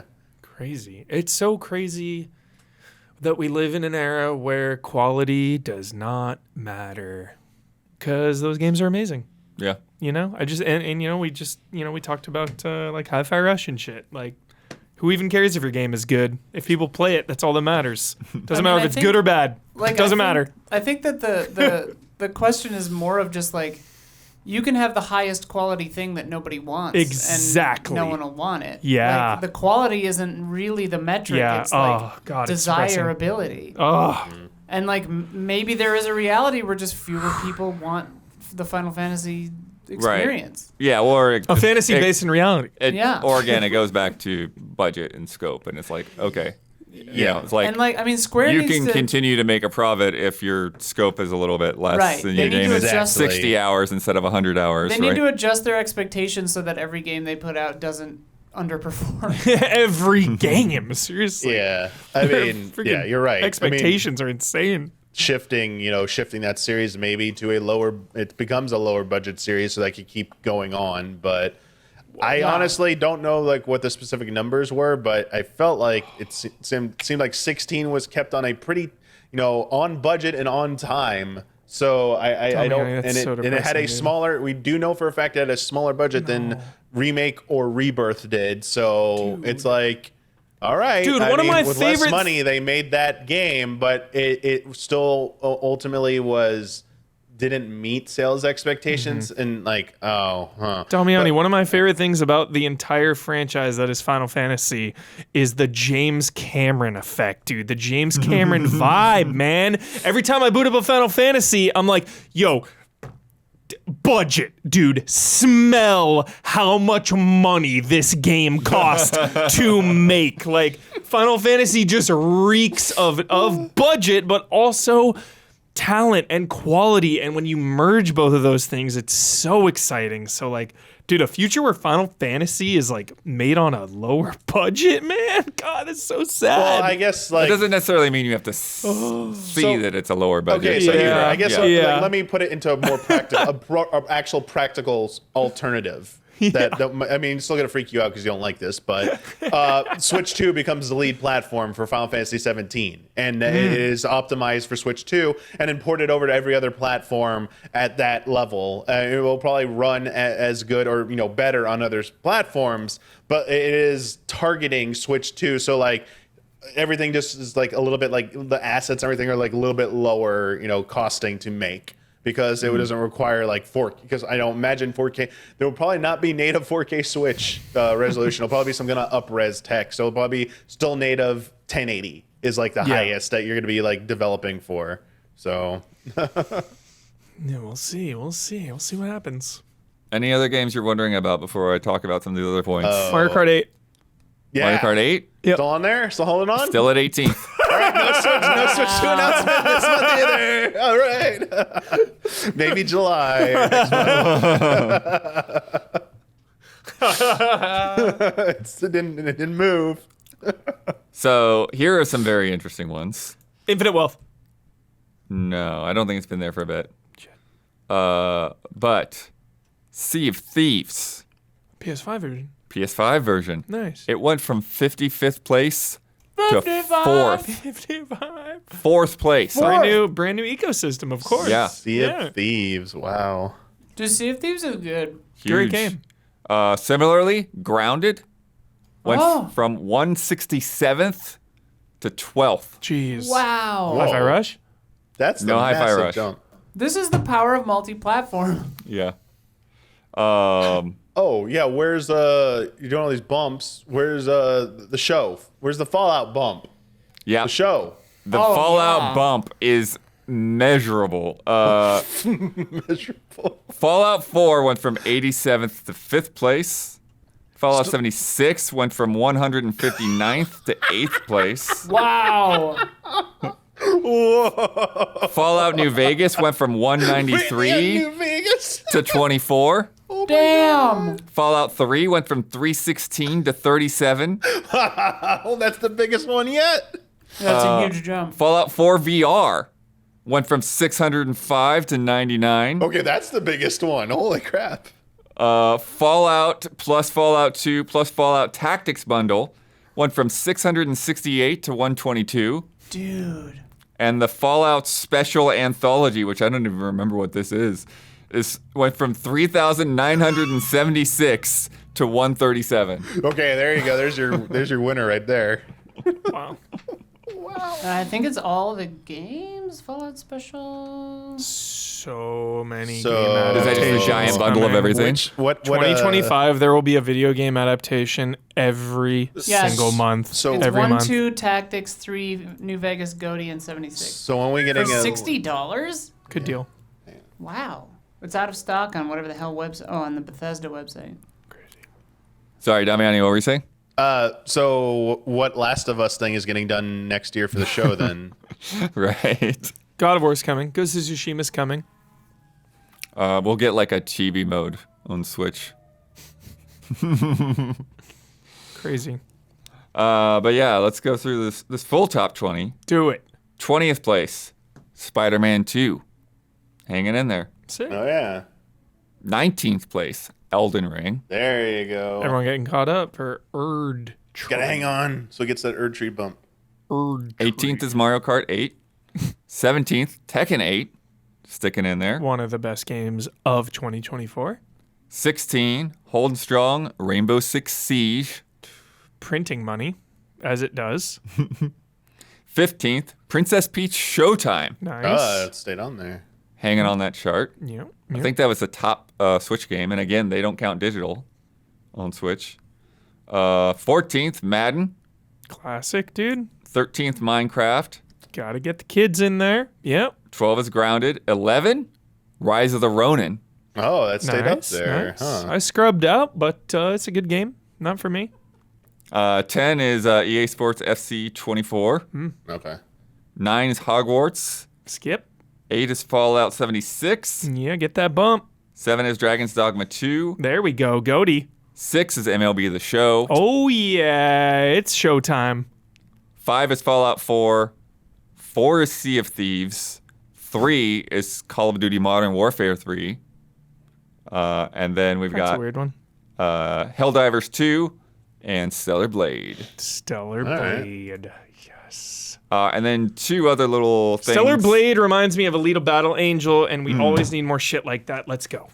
2 other little things that he was tracking that were interesting on the monthly active users side.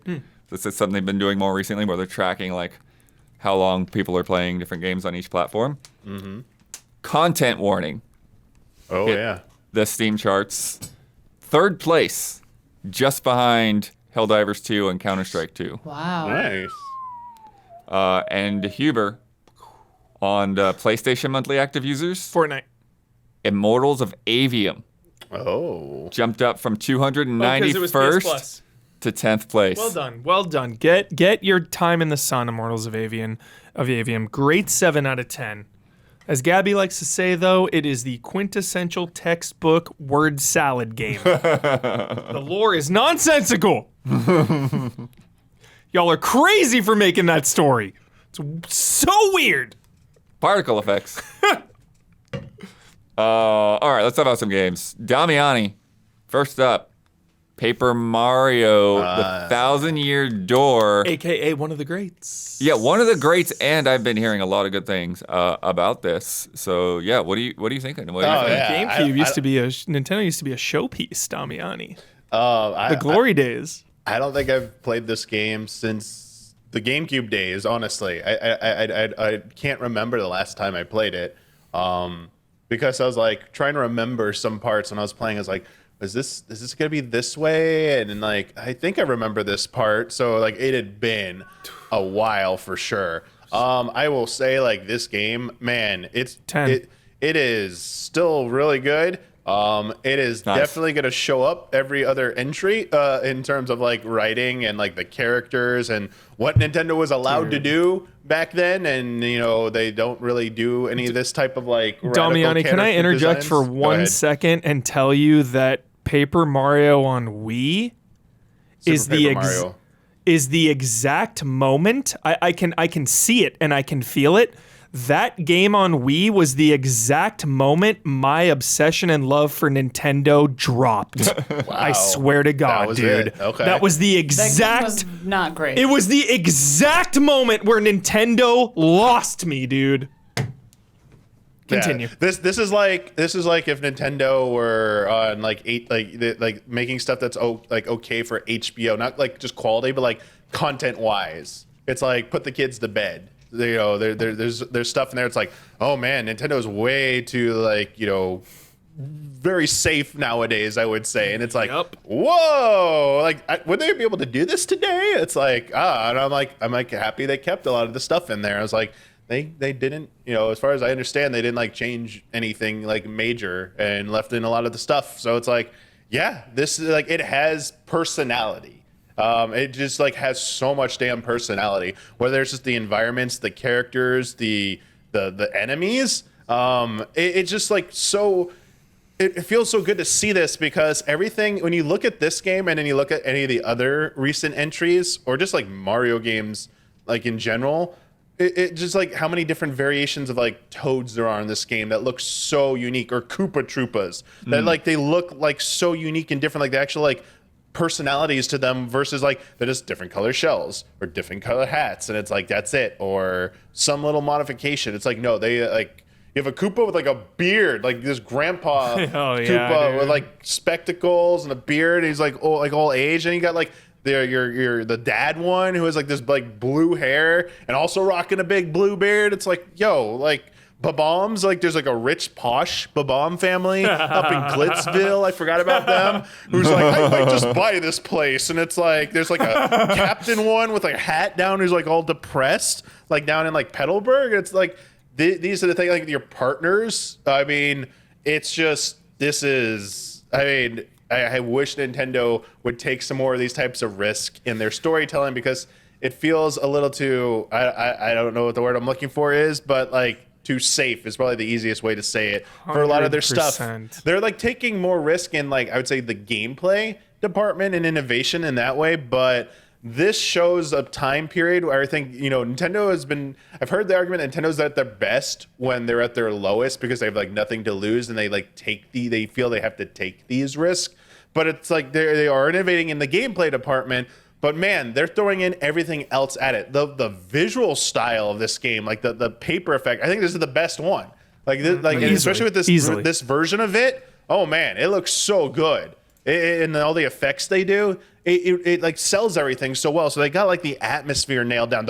Oh my god, the new music is so good. Oh, it's so good. And then you can use a badge that you can buy to switch it back to the classical ones if you don't like the new music. But I think they're both excellent. So you could like do that. And you got like the characters and the character developments and the character story and like the dialogue. It adds a little bit extra to it. So yes, we know Nintendo can excel in gameplay and design, but man, when it comes to everything else, sometimes, you know, they've been hit or miss when it comes to that. And this just shows at one point they were really firing on all cylinders. Yeah. It's so funny you say that, Damiani, because back when like the NES and SNES days, like stories were not nearly as important and they hadn't evolved like they have in the last 10 or 15, 20 years of video games. Like, stories are a huge part. We are not in this bubble where it's just like gameplay only, no stories. Like, gameplay, like, story has evolved so much in this space, yet Nintendo has not embraced that. The way, you're right. Also, the way they just like use the paper abilities that you unlock as you progress through the game, and your partner abilities, just for like traversal and like the moment-to-moment interactions in your environment, and then getting new ones, and then going back to old environments to unlock like secrets. It just constantly is giving you stuff to like engage with what your moment-to-moment immediate gameplay. Where I feel like sometimes in like the more recent entries, it's just like I'm just walking through an environment there, and there's some battles I'm coming across, and there might be a gimmick here or there, but like it didn't really feel as like, I don't know, like as saturated or as dense with these, actual usages, the things that make you take advantage of these powers and abilities that you have. And like you feel awesome when you get like one of these new powers. Like I'm only in like near the end of chapter 3, and I just got like the hammer that lets you twirl and spin to break like the big yellow blocks. It's like, oh yes, I've seen like 3 of those. I get to go back and break those now. And it's like you see the walls, you're like, I know I'm getting the bomb, dude. I'm like, we're gonna blow up walls eventually. Getting like get like the paper airplane. I know I saw like I'm gonna turn into the paper boat. I remember that. I'm gonna go across water eventually. And like you're going back and forth, and I know at first it's like, oh man, I have to backtrack to all this, but then you unlock the pipe shortcuts, and then there's like more secrets to explore, and then there's just like things tucked away everywhere. I mean, even when we get the first power, you can like turn sideways, and it's like, wait, can I go down this like little narrow path? Yeah, there's a whole back alley back here. Okay, this is cool. And yeah, like they added some. I mean, there's the badge system still. You have like, so you level up. It's an RPG. You level up. You have like your HP. You have like your FP, which is your flower points, which let you do special abilities. Then you have star power, which is what you get from the audience stuff in just a second. How awesome that is! But like that also lets you do another layer of special moves on top of like your just character specific ones. And then you have like the badges that use BP, and badges do all sorts of crazy things. Like the first area, sorry, a little bit of a minor spoil, but like the first area, you can find a clue that lets you in at the boss in the first area. If you use a sound effect badge, it makes them like more vulnerable. It's like, oh, I hate that sound. Oh no, why are you doing this? So it's like goofy shit like that. It's like, wait, what? It's a pointless badge. Huber and I were just talking about something very similar in a different game. That's a bit of a secret that he did not get. I missed it. Yeah, it is. It's amazing, and like it feels so good to play, and it is just wonderful to go back to it again. And I can't, it is deserving of all the praise it got. And big shout out to, as far as I can see from what they did, the character Vivian, they, preserved them being trans. They have a line of dialogue in there where she thanks her sisters for calling her cis, and like giving her the correct gender. So like they did not botch that as far as I can see. Like they left it in and, did it like justice. So this was like a big point that people were like, kind of worried how they're going to handle it, which gives some hope that, maybe going down the line, we could see some, more like some other games maybe adapted that might have had some, content that Nintendo might have found was questionable, but like everyone else, like, why is it questionable? This is normal stuff. But they like it felt good that they did this right. Like it's like a small win for them because they do have like a history of like, they don't always do the best when it comes to this type of representation. So that part of it, I think, they definitely made the right call, and like it's a big win for that. So they avoided like that landmine as well. So like I can't say enough like good stuff about this game so far. Like it feels as good as when I played it originally. It's such a different vibe than Super Mario RPG. I know that just came out a few months ago, but if you're looking for something that's like why I say like that game's a 7. They're good foils. It's a good foil to each other because one is like going for this quirky comedy, an older style. It's definitely feels like a game from the 90s, whereas this I feel holds up pretty well. It doesn't show its age as much. I think that's a good, strong point about it. So I don't know. Is there anything else you want to ask me about? Like, there's so much to talk about, but like, I think that's a good place for to like sum it up there. Yeah. No, it's great, and like it's one of these games that like keeps escaping me. So hopefully I can eventually get to it. I did eventually play Origami King, and I like that. And that's the only like Paper Mario that I've actually made it all the way through. Crazy. Because like I've started the N64 game, I've started this game, but I've never like had the opportunity to just like actually play through and like get to all the good stuff. Now's the time, dude. Yeah. No better time than right now. Yeah, or particularly like whenever I do my summer trip and I'm out of town for a while, and Switch and sometimes Xbox are the main things I've got with me. Yeah. And that's how I did Origami King. It started that when I was on a trip. There it is. Yeah. But the one thing, which sounds like it's become kind of a non-issue, Damiani, is right before it came out, we found out that it was like 30 frames per second instead of 60 of the original. I forgot about this. They adjusted the time inputs to account for that. Okay. That's what I've read from people who are way more, let's say, experts in gameplay at paper. Yeah, they were game. counting frames. Yes. It was nuts. The people are like way more skilled and understand the game mechanics better than I. Playing it just my own, I haven't like really had trouble with anything. It's like everything timing wise. Once you figure it out, it's easy to reproduce, and doesn't feel like that much of a chore. But there's a badge that will make it easier if you like somehow are having trouble with timed inputs. You can just put on a badge that'll make it even easier to do. You'll do like less damage. You'll get less of a bonus damage from it, but like it still worth doing. So they accounted for that as well. I think I read a comment saying that they might have like nerfed some like some bounce thing or whatever. Like they did. I guess there may have been some small rebalancing as well, just to make the game not as like super broken with some things. I guess there was like a power bounce where you could do like speedrunners did like infinite bounces just to like on one turn to defeat bosses in one turn. And I guess they made it so it's like impossible to do after a certain bounce now, or just so improbable that like you can't just abuse it. Which I'm like, I mean, I guess that was nice, but like you'll always have the original version. But it's like maybe learn the fight differently. I mean, they're still going to do it on the next turn anyway. It's like, okay, now it takes you like 2 or 3 turns to beat the boss. Like nothing's been like really too ridiculously challenging. Honestly, I've been like favoring like BP, the badges. I only like upgraded my health once and FP once, but I like just been like, I want all those badges, man. There's so many cool effects you get from those badges. They unlock all your special like a lot of special abilities, like multi-bounce or the like repetitive bounce or bounces that do debuffs, and then like your hammer, you got your hammer, man, and you can do like, oh man, like the really strong one that like hits all the enemies.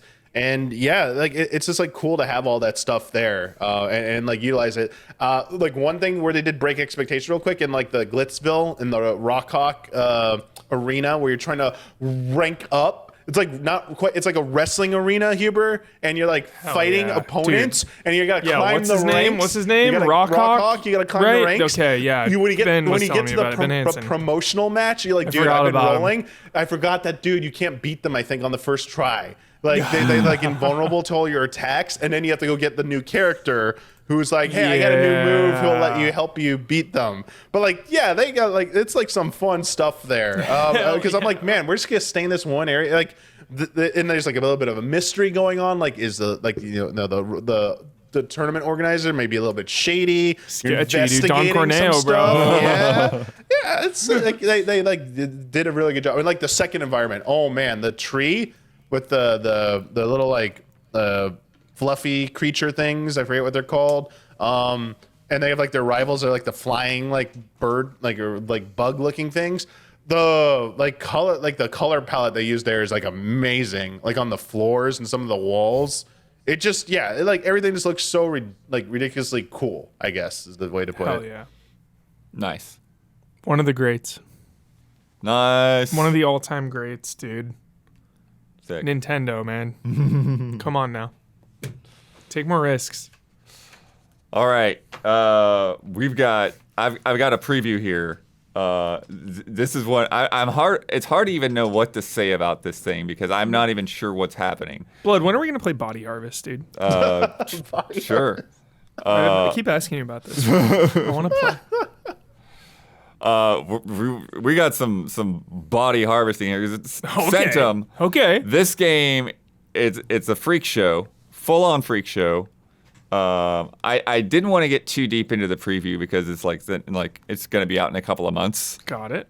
This is some Isla core immediately. Yeah, this is some Isla bait. Immediate. Game, yeah. Immediate Isla core. Full on freak show. They like first And everything lies to you, right? marketed it. Yeah, like, it's the whole thing is a lie or whatever. Yeah. And Crazy. Hack the publisher. yeah, Hack the Publisher is the name of the publisher. Graphics, this graphics. This graphics good. This graphics good. is good. This graphics is good. And yeah, so like with a lot of these games that kind of have these weird multiple layer things, it's like you kind of like get the thing that like the quote unquote more immersive part first, and then you see the like backdrop. But like this game is like no, it just drops you in front of like a desktop, and like with a bunch of README files and stuff on it, and like you start reading the README files, and it's like.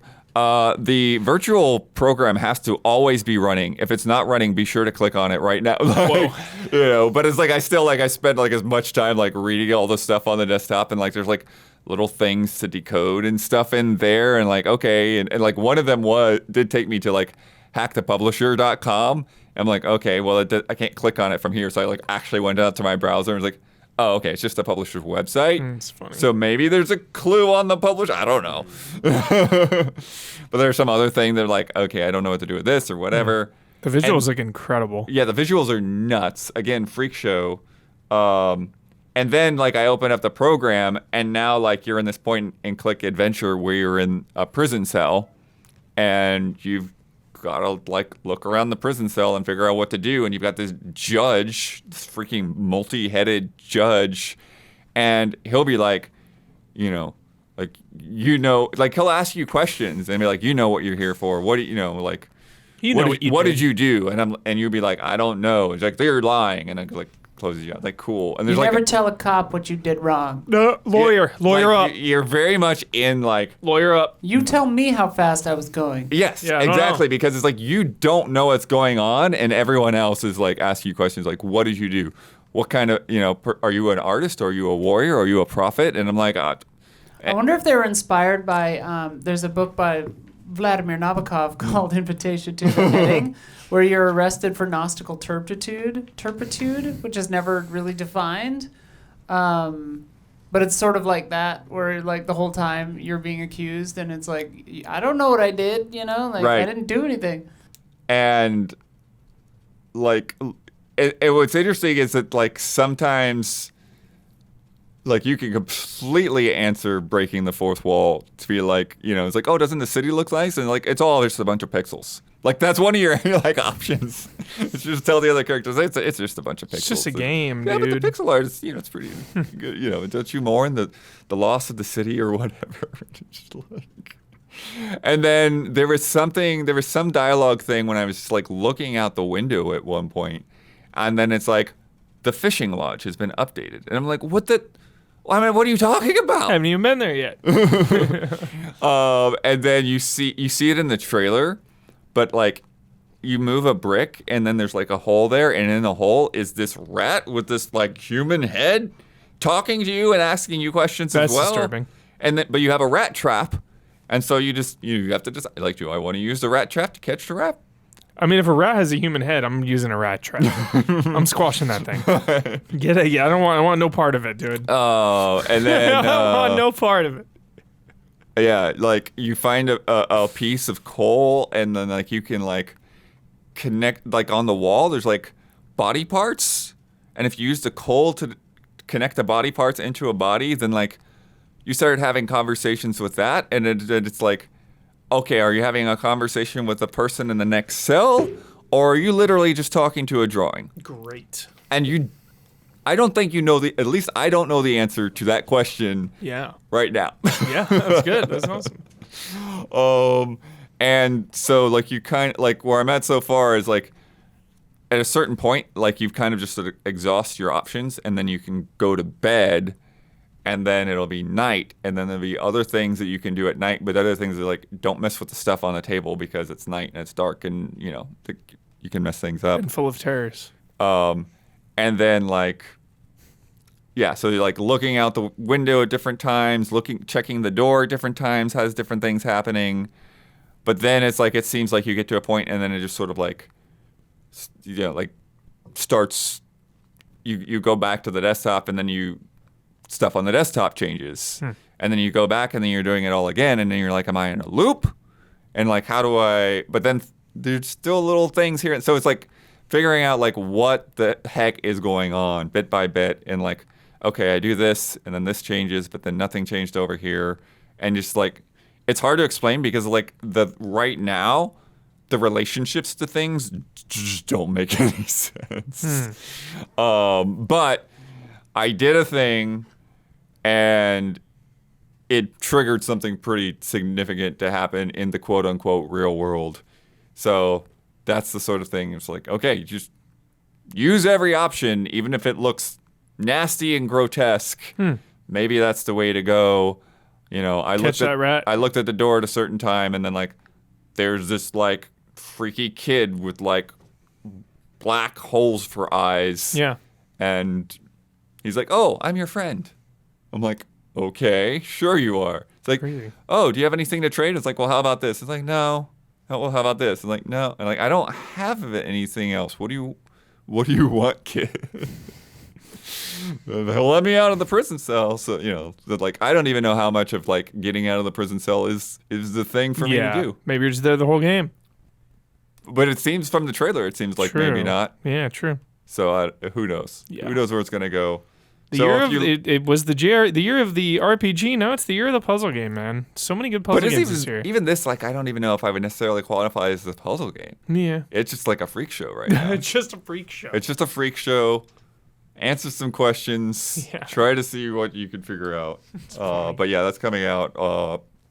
PlayStation, or not PlayStation. It's actually not coming to PlayStation. Xbox and PC. PC and Xbox in the summer. So watch out for that. It's visually amazing. Yes. Yeah, it looks I mean, that's so part good. of it. Like, when you look into, you know, your cup of tea every morning, some mornings, Or freaky. yeah. Right, I mean, rules. actually, honestly, that's a question I have like every like no matter what is in that cup, I'm like, should I drink this? Do I want to drink It's this? pretty awesome, bud.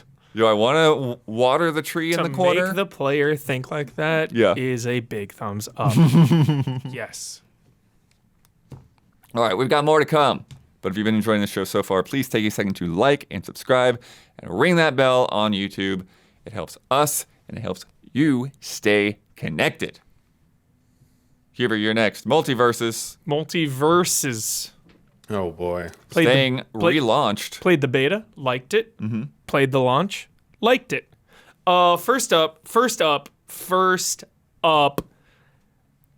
I love Jason Voorhees. God almighty. God almighty, I love Jason Voorhees. That was the loudest you have ever been. Because I love Jason Voorhees and the world and the goddamn estate of Friday the 13th, and Jason are psychos battling about money. So Jason has been on ice for a long time. Even the Friday the 13th game got shut down. That game was sick. Basically what I'm trying to say is, rarely does society let me live my Jason Voorhees fantasy. I want to play as Jason in more games. Of all the places. Did you ever play Friday the 13th Killer Puzzle? Saw it from a distance. Never actually played it, Okay. dude. That looks sick, actually. I need to play that, blood. Of all the places, MultiVersus lets me play as Jason. And boy, oh boy, this game earned my respect with how they treat him. His moveset is sick. You can put people in a sleeping bag. You can fold them into a bed. You have a machete. You have a giant axe. When you go into the mist, it even plays the It's absolutely incredible. The unlockables are incredible. The very end of the battle pass, which they generously gave to all beta players for free. Oh. The very last thing is the Jason X version of Jason. Awesome. So take everything I say with a grain of salt because they've got me with Jason Voorhees and Batman. Two of my favorite things on this planet. Two of the reasons I wake up in the morning is to think about Jason and Batman and just love it and be like, yo, I'm here in 2023, 2024, is it? I'm going to embrace the things I love, Jason and Batman. Both of which are in this game. This is a Smash-like clone. My biggest problem with it right now, I'll tell you right now, Platform fighter, I believe, is what we've settled on for the name of these. Sure, platform fighter. My biggest gripes are Agent Smith is in this game. You know Easy Allies loves the Matrix. Easy Allies are the biggest Matrix fans on the internet. Don't you forget it. My biggest problem with this game is that there's only 1v1 and 2v2. Just not a free-for-all, yeah. So 1v1 is way too sweaty. Like, I'm not about that life in any game, even if I'm good at it. Like, I don't want to even 1v1 you in Mario Party. Like, it's not my scene. Okay? I don't Mario like, Party's a little weird. Yeah, okay. I'm just saying. Tekken or something. I'm saying Mario Party is the game I'm most confident in my abilities, and I still don't even want to 1v1 you. It's just too much. Like, I don't care enough. Like, if I beat you, cool. If you beat me, cool. Like, I don't care. I want to be with my buds or have like a big free-for-all. Like, that's fun. So it's like Smash. You have your normal attacks, you have your special attacks, just like you would. You can charge up attacks, just like you do in Smash. You attack them and their number goes up, so they are more vulnerable to stage eliminations. That's how you win. You knock them out of the stadium. I will say that Smash Brothers has a speed and an accuracy to it that MultiVersus does not have. Smash Brothers is so fast and so pinpoint. You know, there is such a gnarly skill gap in that game because of just how fast and accurate it is. My time with MultiVersus, little slower, little more cumbersome, little heavier, just... Yeah, it just doesn't feel as accurate or as pinpoint as a Smash Bros. But at the same time, that's kind of cool. Like, I just kind of hop in and just edge guard with my giant axe as Jason Voorhees that you're seeing right now and have a good time. The progression is kind of insane. You know, you really have to earn these characters. It is a free-to-play game, but... Yeah, this is the thing that I've been seeing the most commentary on. It's like people talking about like, oh, you'd need to play 70 hours to unlock every character. Truly and insane. That's ridiculous. With a game like this, though, and Overwatch as well, I do the same thing where it's like, pick 2 or 3, go for that. That's it. It's done.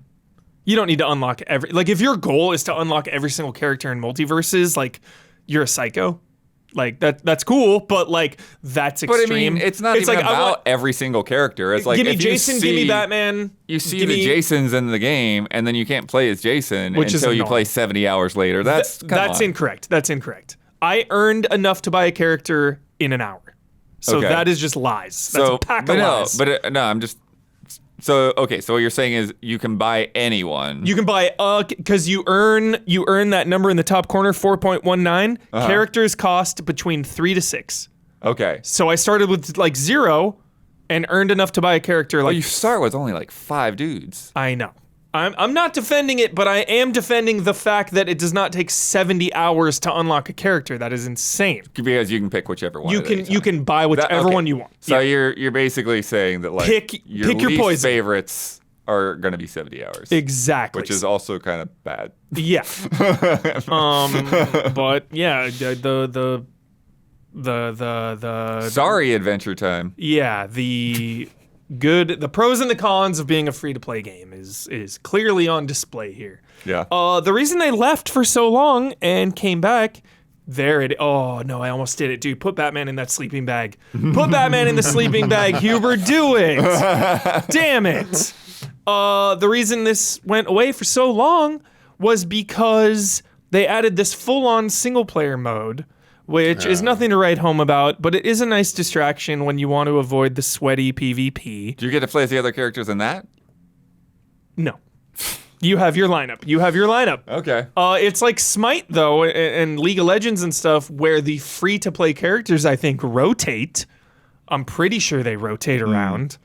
But, yeah, you better pick the character you want because is that why there's the timers on the things? They're free for however many days. So it'll rotate before you buy. It'll rotate around. Yeah. But again, like I say, just pick a couple and go from there. It's a really fun game. I do really like it. There's single player stuff and there's multiplayer stuff, which is really nice. But playing this over the weekend along with XDefiant, and it just a lot of things have been going down in my life where I'm just thinking about things like this and XDefiant, and then Furiosa not doing well enough, where it's like there's just too much fucking content, dude. There's just too much content. Like, you have to pick your 1 or 2 games. I'm really gonna die on the hill of like these free-to-play games and these live service games. Like, we've seen so many people over the years cancel their live service games because I feel like the bubble has burst or is in the process of bursting. On forever games. Forever games. And it's like, you can only have so many of those. Exactly. And all I can give you is my perspective and my life philosophies of like, dude, I love more than anything Jason Voorhees and Batman. I love Smash Brothers. I really like this game. I'm going to delete it next week. Right. Like, I don't know what to say more than that, where like, I like the people in this game. I like the game, but I'm not going to really play it. So like that thought in my brain has just been so depressing, dude. I don't know what I don't think it should be depressing. I don't think it's really should be the goal, and that's why I have a hard time with with a lot of the modern multiplayer setup stuff, because it's like everyone was going on and on and on about how much they hated Halo and how bad Halo was, and I'm like, I am loving this freaking game. Infinite. Because so sick, so fun. Yeah, when playing multiplayer specifically, Oh yeah. I like the campaign too, but playing multiplayer is like, this is freaking great. Like this, especially because I just caught up on like Halo 4 before that. Yeah. And like the difference in feel from like the previous Halo, or not Halo 4, Halo 5. Yeah. Infinite's so much better than Guardians. Oh yeah. Yeah. Just how much better that game is and how much better it feels. And everyone going on and on because of not really the moment to moment match stuff or the maps or the guns or the battle level pass design. And progression. It was all about the forever infinite stuff. Yeah. And I'm just like, okay, I played that game more than I play most multiplayer games. Yeah. And then I was done, and like, maybe if people want to play it, I'll pick it up and I'll end up getting into it for another week or so. But that's the kind of thing with this. It's like, I would, if I got into this, I would probably play it for 2-3 weeks. Yeah. And then I would pick it up again if there's a new character I want to check out, or if people when they add Mad Max or want to Furiosa. play, people come over to the studio. It's like, MultiVersus, that'll be easy to everyone to drop in and check out, Yeah. But like the idea that like every multiplayer game has to be the forever game, it's like. But if you're a free-to-play game with seasonal battle passes, isn't that the message being sent that they want you to commit? Oh, Hubert, like, however much fun it is to play as Jason Voorhees, this is just the freaking marketing dollars in a box. He's so fun, though. He's so fun. There's so many ridiculous things in here. Like, LeBron James versus Jason Voorhees. It already seems ridiculous. It is. That he's from Space Jam coming out that's why they put him in here. Yeah. But that's already like not relevant anymore. It's like, who cares? Totally. Dude, they got Bugs Bunny, so fun. Tom and Jerry attack each other when they attack someone. Like, that's their attack, is like they're trying to attack each other, but they're attacking. Isn't there another weird one like Black Adam or something? Black Adam's in there. Wonder Woman's in there. Like, these are all IPs that I really love, and this game is really fun, but I'm just trying to wrestle with, like, because I'm always going to be a single player guy primarily. I'm always going to be like, dude, single player, give me my single player games. But I will always have my multiplayer forever games on the side, always. But there's only so much room there, so it's just like I think you need the third tier, and I think that's this where it's like, okay, you've got your forever games, but then you've also got these games that are like, okay, I'll pop this in for your a random weeks. check-ins, your random check-in game. It could be. Dude, they got good stages in their blood. They got Dexter's Lab Nice. as a stage. Like, they've got good stuff. But yeah, I guess it would just come down to, I guess kind of the way I treat Outlast Trials now, where it's like, if you have a good seasonal or a big update, I will hop back in. What was your take on this thing where it's like, now you've got both killers? Amazing. Yeah? Amazing. It's the exact... Because I wasn't sure. It's like, is this Yeah. just a dumb gimmick, or does anyone care? Outlast Trials, by the way. It's the exact right time for that because everyone is so experienced and ready to go. Mm-hmm. It's like, okay, let's notch it up. Let's kick it up. Yeah. I mean, that's other super hardcore players right there. Holy crap. Yeah. 2 of those guys. I know. Yeah. So MultiVersus, free to play, you got nothing to lose. If you like, I would basically say if you like Smash and or the IPs on display, you really should hop in because it's free.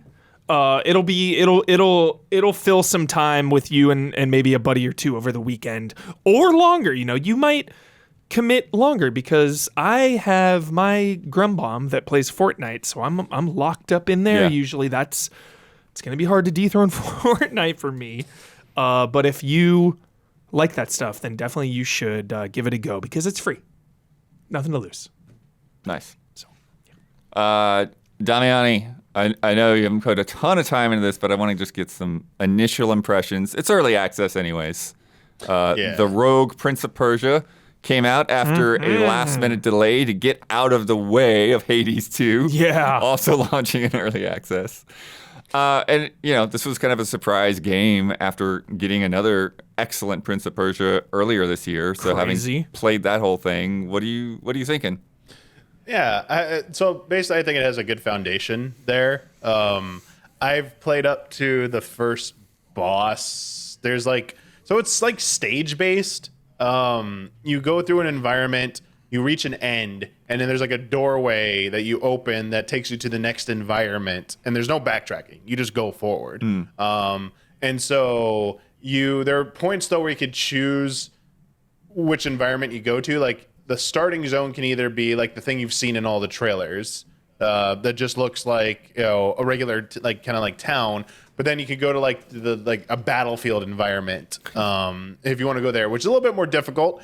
Probably I didn't do so well going through that environment. But everything else so far has been just straightforward, going to advancing the next environment. The first boss wrecked me. It had pretty not advanced. You got to learn the patterns. It's just you just said Hades, you just got to see them a few times. But it's interesting what they're doing with the combat and the platforming because it is side scrolling. I think the most innovative thing they're doing is the wall running is still in the game. Yeah, but it looks really cool. It's so any surface that is vertical in the background, you can use it to wall run or run up the wall if for a short amount of distance, preserving your momentum. And also if you want to scale vertically, you can also run up walls and you'll latch onto the edge. You can grab you can swing off things, you can climb up on those and then leap off of them. So it does have the platforming is there. I wouldn't say I've seen anything that even remotely comes close to the more platform intensive parts. In terms of challenging platforming, they really aren't, from what I've seen, they're not going for that. Obviously, I've only seen up to the first boss. There's multiple stages after. That could completely be different. I haven't gone that far, so I have no idea. I'm just speaking for the first hour or an hour and a half of the game. There doesn't seem to be any real challenging platforming. It's mostly your traversal skills are mostly to evade and deal with enemies because honestly, this is probably a good thing. But until I played today for this morning, I played a tiny bit this morning. It was the best I ever did was this morning after not playing it for 4 days. I was oh, interesting. I got further than I ever got. I actually reached the boss this morning. I hadn't even seen the first boss. I'm are there bosses in this game? Oh, there is one. Okay, cool. And I got through a whole different environment I'd never even seen before. But enemies, I'm dying a lot on this. I actually think it's a little it's kind of challenging. It's very easy to screw up and get into a bad situation where you die. And become overwhelmed if you're just careless, I guess. And part of it is they let you remap all the controls, but I think I don't like the default control scheme. I'll say that. It was a little I didn't like how it felt. It's a me problem. And I didn't take the time to remap everything. So that was one thing kind of working against me early on, was like, man, I don't like where the wall run's set. I don't like where there's like you can like hurdle over enemies to like get to the other side of them to get to their backside, or there's this game has badges. You can have up to 4 badges, right. Nice. At least in the beginning. You can have up to 4 badges, different attributes. One of them is when you hurdle over an enemy, you can like toss daggers at them or poison them, or it's either debuffs or extra DPS for everything. But like I didn't really get too deep into like the badges. They drop from chests that are sometimes hidden. They're either hidden like on a lower or higher level of the side-scrolling environment, or there's something, these glowy doors that go to like I'm saying it's still randomly generated, like room that could be as simple like the chest is just right there, or it did have a little bit of like a platforming segment. It wasn't anything challenging. It was just like make your way across some spikes and then up a wall, and then the chest is right there. And you can get badges, and then you have a primary weapon, which is your daggers. You can get like better versions of those or completely different weapons that you can replace with them. And then you got your bow and arrow, but you can also replace them with like early on with a chakram, which is pretty cool. And yeah, you collect gold from enemies. There are some enemies that have like shielding, and one of the early things they teach you is to like kick an enemy that's normal into a shielded enemy, and it'll completely remove their shield. Okay. Or if you're in the air, you could do like a dive move that will break their shield as well. There's like normal human enemies. There's like one like lizard looking enemy that rolled like Sonic the Hedgehog style. That was like, okay, you couldn't like hurdle over them. That one was a little like frustrating at first, because I'm like, how do I evade this? Because everything's teaching me to hurdle enemies, and like, oh, if they're moving, I can't just hurdle over them. I have to jump over them. I'm just like, oh, okay, duh. I mean, it's obvious, but everything else was like not about jumping over enemies till that point. What is another thing? Until this morning, I didn't even think there was any permanent progression system. I was like, is there any permanent stuff in this? Or is it literally every time I go out, I just have to hope I get a good build? And I finally got some currency, this like purple stuff that apparently you have to like deposit each run. Because if you don't deposit it and you die, you lose all of it, I guess. Hell yeah, dude. And I'm like, I got so much of it on my. Rogue I was like, Legacy's like dude, that, this right? sucks. I was like, I don't like this, but whatever. Use the safe. But like, it's not permanent health or anything that I saw you could upgrade. It would want the upgrade shop at the starting area. You could get like a grappling hook that I didn't get because it cost so damn much. I didn't have it. That lets you grapple on this stuff. I'm like, oh, that must be awesome. Wish I could do that. There was another one that like you just craft new weapons. I was like, oh, there's like a broadsword I can use. Oh, that Nice. seems kind of cool. So yeah, it seems very early. It's very early. It feels like it has a foundation there. I just like with like Hades 2, I guess with Hades 2, I guess I didn't play far enough to see the radically new stuff because it felt so same.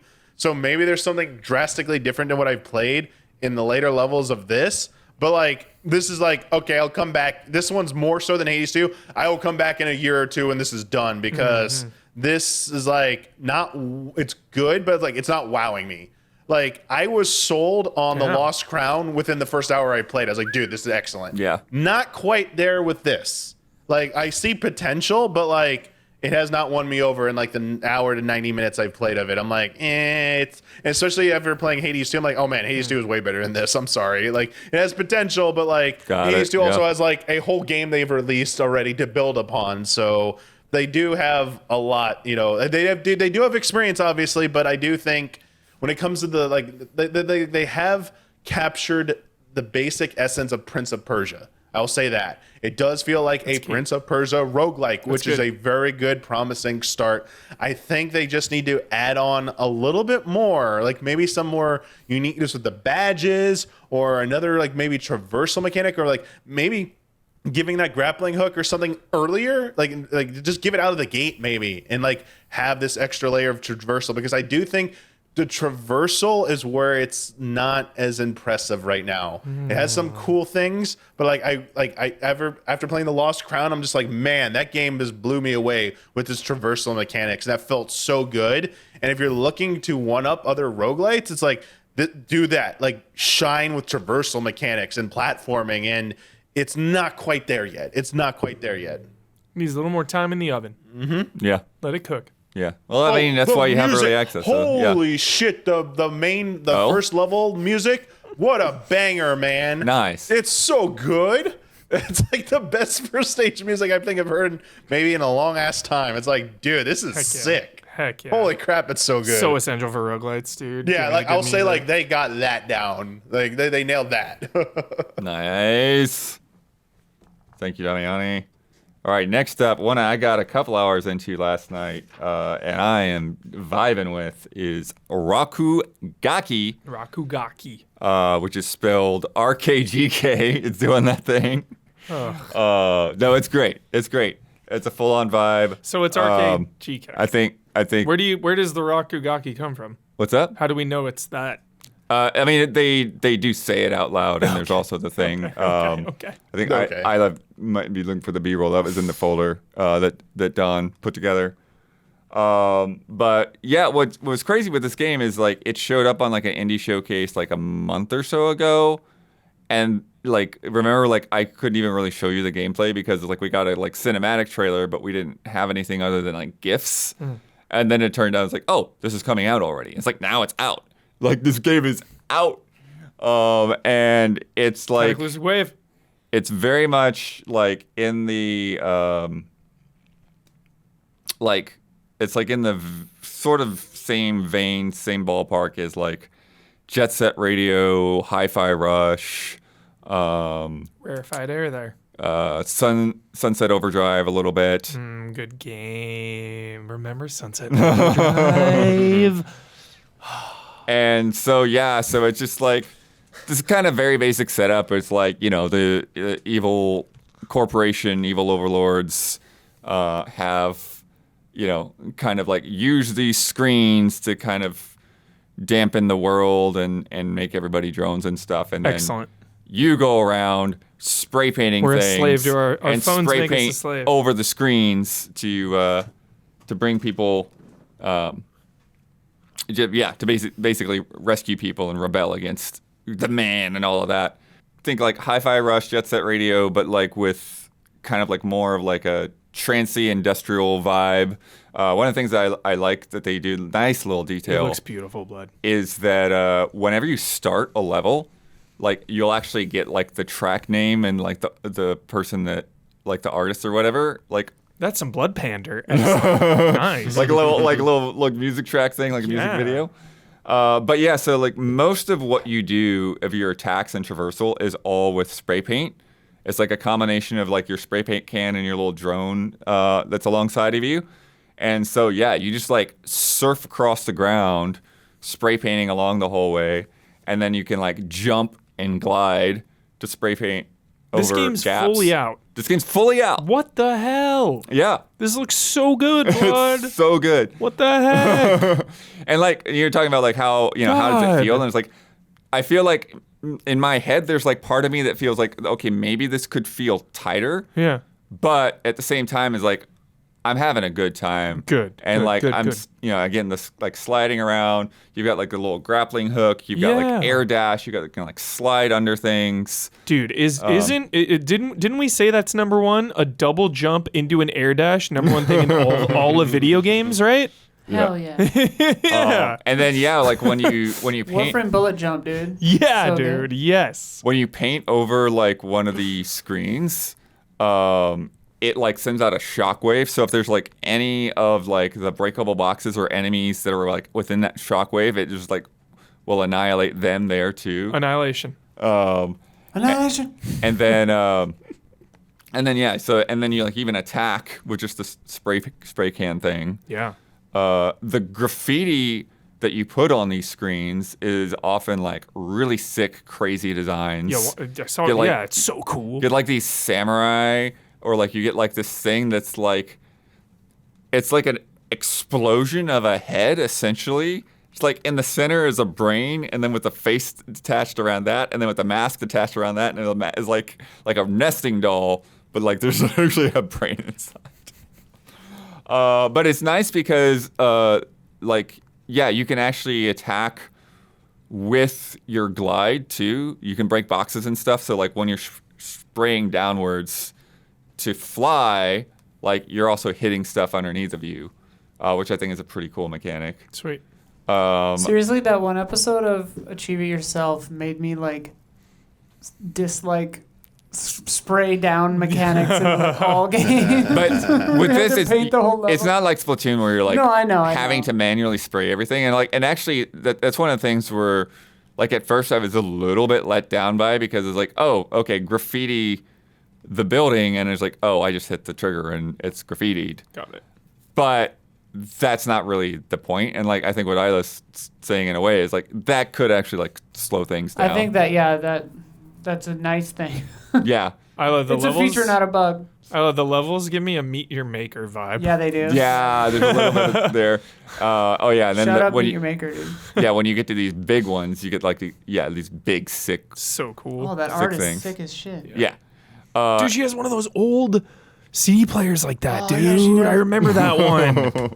I had that one. Dude. And then yeah, what the cutscene that just played is when you go into defacer mode, which you see at the bar on the bottom. And so now it's like everything's powered up, and so you get like a blast shield in front of you so that you can attack and just fly through enemies while you're surfing as well. Nice, If you get hit, it'll knock you straight out of that. And you can also rebuild it by essentially, momentum. If you just keep doing stuff and keep hitting enemies, Yeah. then you'll build your defacer mode back up.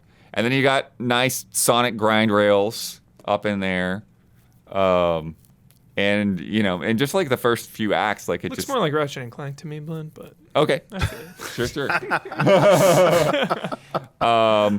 There is definitely incentivized replayability. Like every time you finish a level, like it'll give you a rank. And no. like rack up all of it. It's like, okay, you got this many coins, you got through Yeah. this quickly.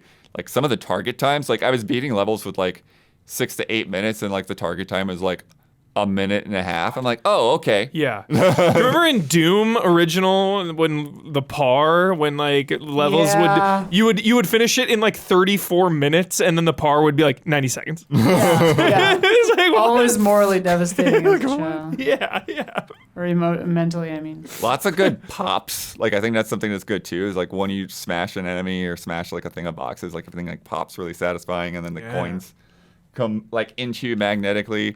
There are Really fun, Blood. like hidden ghosts to collect as well in every level, and some of them are just out in the open, but some of them you have to do certain things that are not spelled out to you. So like if you defeat all the enemies in a room, then the ghost will pop up for that room. Nice. And so that's part of it. And what I do think is nice is when they show that on your screen, they'll show that you got the first ghost and the third ghost, so you're missing the second one. So you know exactly where to kind of like feel it out, figure out where it is. I like that. I hate when I collect because I don't look at guides really. So it's like I hate when I have like 40 of 43 collectibles and have no clue where the last 3 is, and it's Right. like, okay, I guess I'm just not getting those. Right. Do you want me to like comb over every single stage and every area of everything? It's like, give me just a little like Yeah. And then this last level that's in here in my footage is I was really surprised by, because from the stuff before, like we were saying, like a lot of rail grinding, a lot of like surfing, and like it felt like, okay, levels are going to be very like A to B, optimize the line. But then this last level I got into, which is the first level in chapter 2, there's like a lot more vertical spaces and looking for like hidden rooms and all this kind of thing. So really nice 3D platforming, looks great. exploration level design. Yeah, it looks fantastic, Blood Earth. Good vibe. And like you said, it feels pretty good, so Yeah. awesome. Just Digging it. PC? Just PC?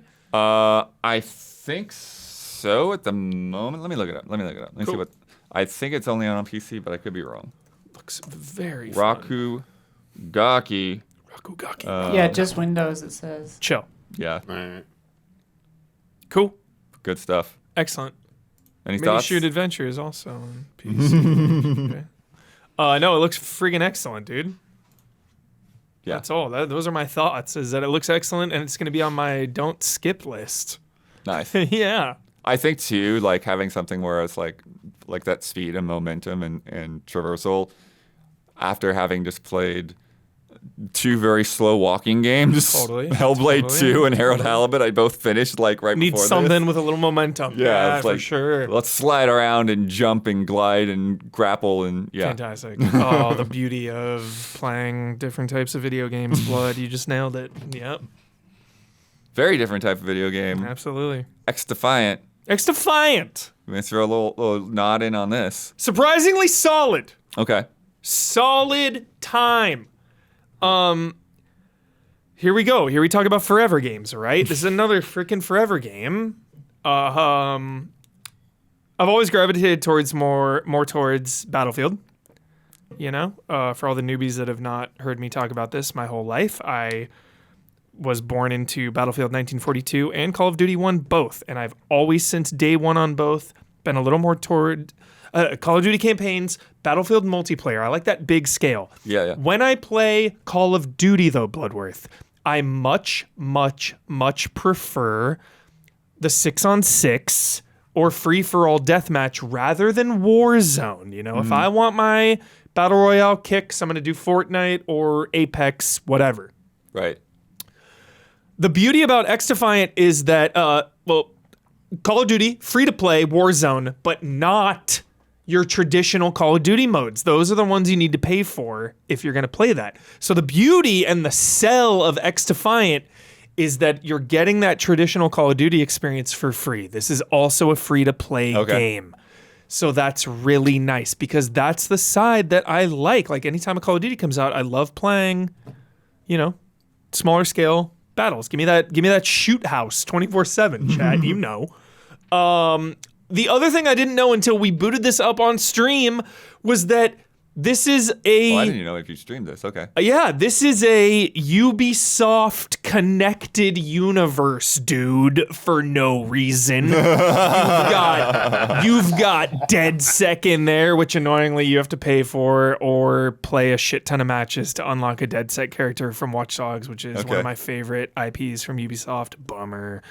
They also have Far Cry in there. They have The Division. You can be a cleaner from The Division. I was not aware of much of this game, but exactly. Yeah, this is throwing my head. I was like, wait, what are we doing here? Yeah, so it is Call of Duty style, but there are special abilities for each character. So like a little bit of that hero shooter element in there.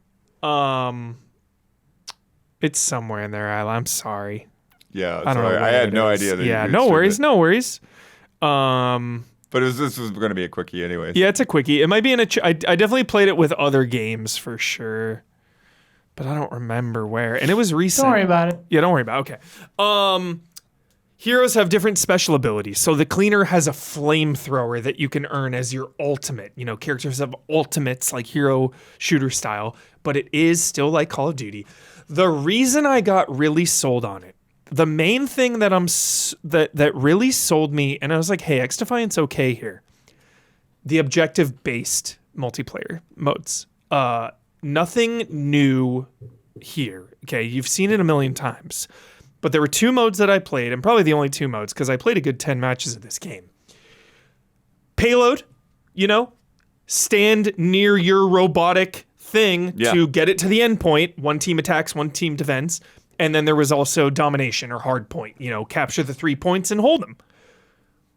It felt good. I felt like I was contributing to these matches and feeling like I was immediately in it and part of the team by just really focusing on these objectives. I'm just a huge fan of objectives in these. I don't like... Yeah. I try to stay away from team deathmatch and COD. I mean, I'll put it into the rotation, but like, it's just not as fun because it feels like everyone is just kind of doing their own thing, and you're on a team, but really you're playing solo, you know? Yeah. This really felt team-oriented, which I really appreciated. Also, it's kind of fun playing in Ubisoft maps. Right. We played in one of the Watch Dogs 2, Yeah. like Life Invader type maps. Like, obviously, The Division just looks like a Call of Duty map because it's like ruined New York, Right. post-apocalypse, whatever. But like, then I was thinking, okay, when they add Assassin's Creed, are we gonna get Monteriggioni? Are we gonna get the Pirates Lair from Black Flag? Like, get weird with it. Yeah. Let me play as Rayman for no reason. Like, Rayman. sure. That would be so fun. You know? He's shooting people with water pistols. or I something. think this game should embrace the weird, go with it. I know that's not always a popular opinion out there because people will look at Fortnite and say it ruined so much. mixing these things together are already so Exactly. weird. Yeah. Because anytime some crazy skin comes out for Call of Duty, I love looking at the comments on Twitter. I love it. Yeah, because they've gone off the deep end for sure. They have gone off the deep end. They've jumped the shark. They've lost the plot. Whichever analogy you want to lose, Call of Duty is off the freaking rails with their skins and whatnot. It's like, what are we even doing here anymore? I think XDefiant should embrace that. Like, you're already a shared universe type thing here, and like, as long as you just stick to your Ubisoft properties, Call of Duty is widely reaching, whatever. As long as you stick to like your Ubisoft stuff, I think there's something here. And again, fundamentally the mechanics are solid. Like, this is a sweat fest. Time to kill is short, very insane, hardcore game here. But I think for me, even though that these games are not my strength, being able to really play the objective and feel like I'm accomplishing something is fun. And I really love, don't shoot me here, I really love Ubisoft properties and IPs. I love I love The Division. I love Division's Watch a great map Dogs. for this, yeah. I love Splinter Cell. Like, I like Far Cry. I love Assassin's Creed, So depending on how much you love Ubisoft and Call of Duty, I think are the two metrics that you will use to see if you're into XDefiant. If you love Call of Duty and Ubisoft, you're probably already playing. But yeah, solid game, and again, like so many of these games, free to play. There is a battle pass, and it's atrocious. There's absolutely, Of course. there's actually zero things I want on it, which is actually liberating. Yeah. Because MultiVersus, it's like, dude, shit, I need to get level 70 because I want Jason X Jason. So I'm like freaking out about dailies and all this BS that I just want out of a lot of my games. But with XDefiant, it's like, I don't want any of this. I'm just going to play some matches. So that's kind of nice. That's how I felt about Halo. Yeah. Like, looked at that stuff like, oh. Yeah. So surprisingly, really, really solid, especially for launch, So we'll see where XDefiant goes and, within the next 6 months. But knowing them with Rainbow Six kick in and Skull and Bones and For Honor still going, like they just have their kind of quiet live service juggernauts on in the Brawlhalla. Like Ubisoft just loves I don't know keeping who's the playing lights that, on. but it keeps getting updates. Yeah, New characters all the time. exactly. Yeah. So I imagine that Keeley has the Assassin's Creed crossover locked and loaded next week for XDefiant. That's my bet. That's my bet. Okay. He's got something for XDefiant. Don't forget, though, there's a Ubisoft conference, too, so. That too. There's something. There's something XDefiant cross Assassin's Creed ready to go. Nice.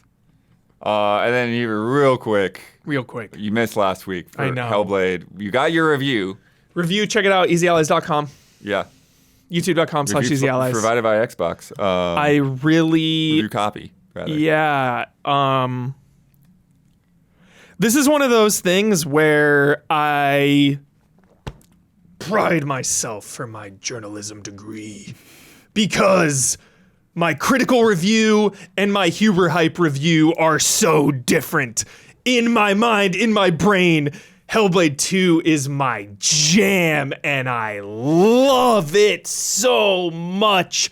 But when I take a step back and I really analyze this thing and I'm critical on this, like, it's got limitations. It's got things that hold it back, mainly the gameplay, mainly the environments. Really limited spaces. Like I just could never breathe in this game and be in the moment. And like, maybe that's some like narrative shit, but even that's a stretch, Just walking through these environments, I just felt like such an observer 90% of this game, you know? I could never really get into it as much as I wanted to. And that was my biggest problem. Like, combat's really hard-hitting and visceral, but it never changes from minute 1 to the end of the game. It's the same exact thing the whole... I mean, there's a little bit, but yeah.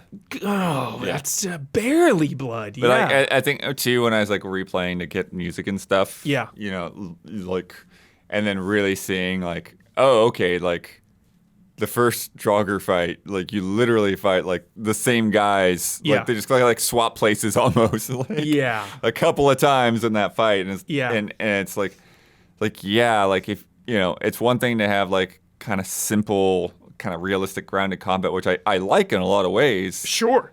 But then you got to amp up that enemy variety. You gotta do make it something. feel like almost every guy is different, or at least you don't see the same guy twice Yeah. in the same fight. And again, there's so many factors with this game. First party, it took so long since they announced it, and it's most importantly a sequel. It is a sequel, and I felt like they just did not do enough. Like, 1 is rough around the edges, but is carried by its uniqueness and its innovation. That doesn't get to prop up 2 because we already did that. You know, we already had the voices in our head and the incredible audio and the character study of Senua. And so when that stuff doesn't get to do some heavy lifting, then I look to, okay, what did you change? What did you make better? Combat, puzzles. Like, the combat and puzzles were not enough for a sequel, especially one that is first party and one that was in development for so long, warranted or not, as I say in the review. But that's where I was coming from. Yeah. Yeah, I don't think it was really in development for that long. They just talked about it for too long. Yeah. And I think that's, you know, going back to what we were talking about with the Final Fantasy stuff earlier, like, that's kind of one of the issues. Yeah. It's just, yeah, dude, again, it's just been this whole, like, last couple months, just this moment of, like, I don't know, man. I don't know. Like, I feel like this game is going to underperform, but then at the same time, it's like, I don't know how to explain it, man. I like the doom and gloom of, like, everything needs to be some mega million hit versus not. Like, Yeah. we're in just this weird space with all the layoffs, of course. Even when things are successful, it does, as a consumer, feel like unless something is hitting the zeitgeist, you're done. Right. It just feels like that sometimes, and I know that's not fully the case. I know that, but, like, the messaging from so many devs and publishers, it's hard not to feel that way. And it's like, I want artful games that are not in the mainstream, that are not trying to hit all of those boxes to sell 10 million copies. Like, this game has a vision and it follows it. And this game definitely is not for everyone. And that's its strength, is, like, for what it's doing, it's freaking awesome, dude. I want more games like this. But Yeah. as a sequel, it didn't do I think that's quite enough. That's and- kind of like where my sort of issues with, like, because like, I loved the first game. Yeah. And, like, One of my I'm faves. totally fine with, like, lots of games that are basically just narrative and you're not really doing much of anything. Absolutely. But somehow, like, there's a lot of this game that either didn't grab me or dragged me down. Yeah. To where, like, all right, this is, like, a little bit of a slog. This is, like, this I is almost- a I almost- shorter game, but it's a longer pace. Yeah. I almost feel like there's a world where, like, because, like, the fact that it has combat and puzzles feels like it's trying to just reach a broader audience. Like, I almost wonder if just, like, Dear Estering this motherfucker, you know, like, Just embrace the walking simulator. Yeah. you know, Like, Honestly. Yeah. I don't know. Yeah. But anyway, It's just I am depressed that I scored this game the way I did, because I want more. I just, it feels bad. It feels bad. Yeah, you want more out of it, and it just didn't quite hit there. Yeah. Yeah. Like, and you can, and that's the thing too, especially, like, towards the end, because, like, I really, like, enjoy the latter half of the game, Yeah. and it was like, it's like, oh, I kind of like where this is going, but it took a while to get there. Yeah. For sure. Yeah. Yeah. And then it was done. And then it was done. Yeah. And then the credits roll, and then there's just like no reason to really go Yeah. back. It's also like visually one of the most impressive games. Oh. Beautiful. And Senua is so incredible, worth the price of admission by far. Like she's the best. I love her so much. Yeah.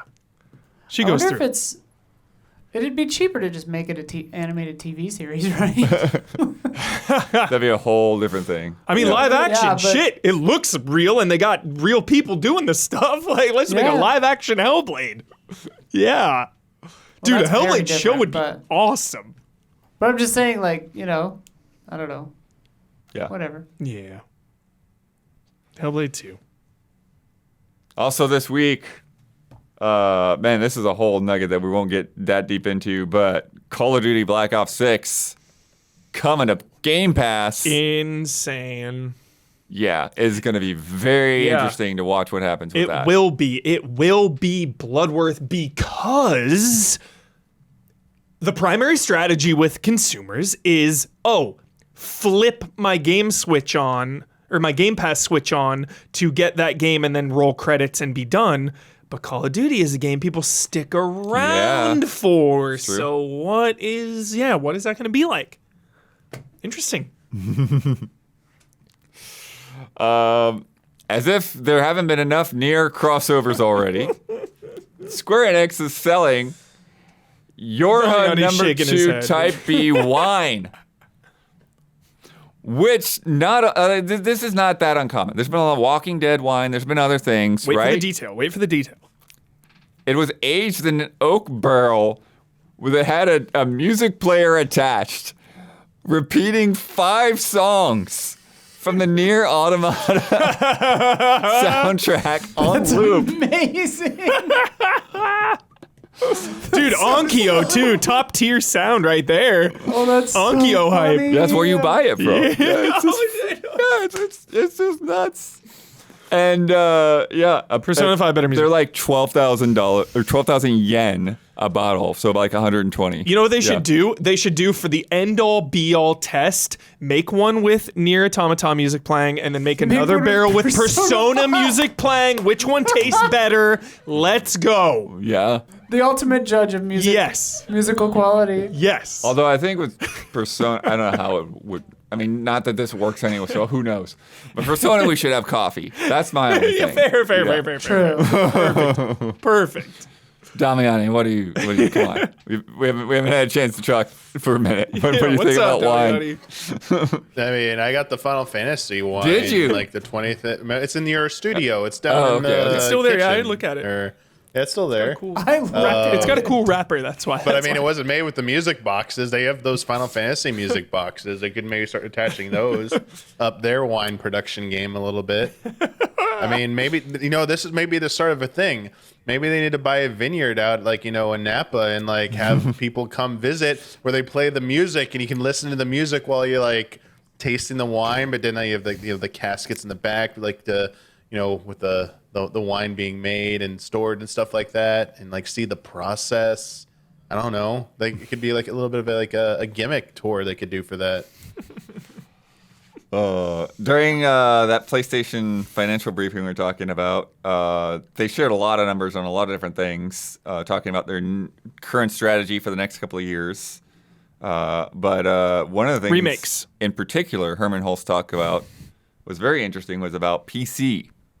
So I was saying they'll try to deliver live service games day and date on PC, but then the tentpole single-player narrative side of things is where you'll get this delayed thing. So it's like, yeah. So you can double dip like with Ragnarok. double dip, or Exactly. the thing that everybody's kind of laughing about is saying is like, if you play, the first God of War, maybe you'll get a Yeah. PS5 to play the next God of War, and everyone's No. like, no, they're not going to do that. Dude, I don't know, man. Like, how many times had we sat here over the years and been like, there was no reason for an Xbox because those games were on PC. So, like, they clearly hear that and see that. Right. And honestly, it might be annoying, but it's good business. Yeah. I mean, it might work for some people. Yeah. We'll see. Yep. Play this. This got announced this week. Caravan Sandwich. Dude, this looks sick. Yeah, cozy little What the exploration hell? game featuring a, quote, hopeful post-apocalyptic setting. Dude, this game looks sick as hell. Where and when, Blood? Where and when? This is based on the Provence region in the south of France. As you drive through the countryside to search for your missing sister, you also get to customize your van. And it sounds like we're going to get to see more in the Wholesome Direct. Let me see if I have any kind of timing on date and all of that yet. Dude, this game looks But great. I don't know that we have. Just 2024. Your umbrellas? Oh, it's a hat. I thought it was an umbrella, dude. I was like, 2024, the year of umbrellas. So, yeah, we'll see more. PS5, Switch, Epic Game Store, and Steam. Clutch. Yep. Everywhere. Yo, that looks good. Not Xbox, but PC, PS5, and Switch. Whoa. What happened, Phil? Don't know. Isla will have to click play and then look away because Isla's Nightmare. Murky Divers. This is Isla's little nightmare. This is basically Frick. Lethal Company, but underwater. And the thing, you can see this foot in his hand. Looks horrible. So Hubert, the whole thing with this is you're covering up the experiments. You're recovering the body so people don't find the evidence Great premise. from the 10 out of corporation's 10 experiments. Premise. Yes. Perfect premise. Without getting eaten by giant octopus. Yeah. and all Whoa, that was a freaky thing. that. Yeah. I mean, hell, dude. If another Crab's Treasure can make an entire game feel good underwater, then sign me up. You know, because usually water levels, right? We always joke like, oh, water levels. Yeah. Like, all right, okay. You got that pill there. There's that corporation. June 19th. Right around the corner. New trailer for Blade Chimera. This was announced earlier, but they put out some more footage. This game looks sick. Graphics in particular are really good. This is the one where you have like a demon that becomes your sword. Oh, shit. And then this is the same developer as Deedlit and Wonderland that game's Okay. actually all right. That was good. as well as Toho Luna Nights. Yep. So yeah, Sign me up. lots of This great will be quality. Yep. sprite work and stuff there. It was originally going to come out in spring, but now it's got pushed to August. Had to get out of the way of Hades 2. Yeah, sure. That's the new thing, by the way. Every game just getting out of the way of Hades 2. It's like, Yeah. And this dog gameplay, I'm not sure nice. how that all plays into things. Yo, Metal Gear? Giant mechs, giant crocodiles on a train. Chew on that, you son of a bitch. Yeah, and you do have guns and daggers in addition to the sword. So, Sick. yeah, lots of good stuff. Yeah, it looks excellent, Blood. What's the word on this? It's probably early access for the next 3 years. No, August. What? It's coming out in August. Was going to come out in spring. Now it's coming out in August. Okay. Fully. I believe so. Yeah, Not early access. I'll double check, but I'm pretty Okay. sure. All right. It's, I'm a little scarred with Metroidvania types being immediate, like early access for 4 years. It's normal. That's a normal thing. But Hubert, tell us about Dungeons and Degenerate Gamblers. What the hell? Oh my god, this looks amazing. First of all, you know I love gambling. Second of all, you know I love blackjack. Third of all, you know I love roguelites.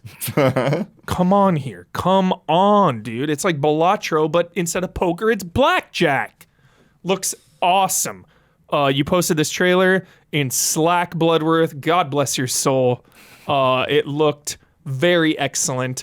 They have like tarot type cards too. It looked very Balatro-esque. And yeah, I mean, I'm in. I'm just in. I want to play. But I will say, I don't know if they're making fun of them, but there were like NFT apes as a card, and I was like, that's gross. Yeah, that's one of the twists on this is there are. I was like, are we still doing that in 2024? There are regular playing cards, but then there are also like all of these other things. They're talking about bringing in cards, like you're saying, tarot cards. That looks like a Cards- social security card, actually. That was hilarious. Cards from other games, cards from the real world. Amazing. They have the Geralt's on one of the cards.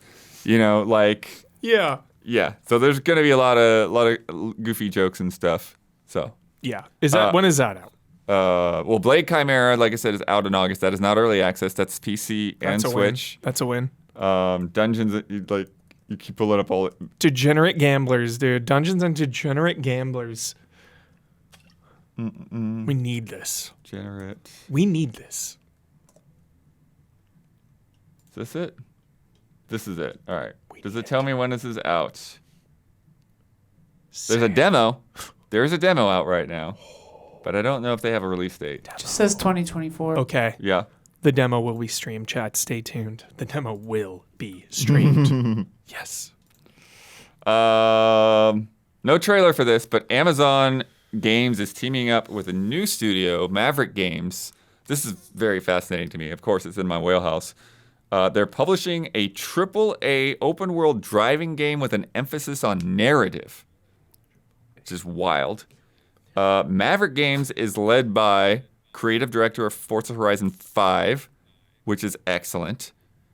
They also have a bunch of other former Forza devs. Yeah. They're based in Warwick, which is right where Codemasters is, so they probably have a lot of former Codemasters people too. This is good. And the writer is Mike Brown is the creative director.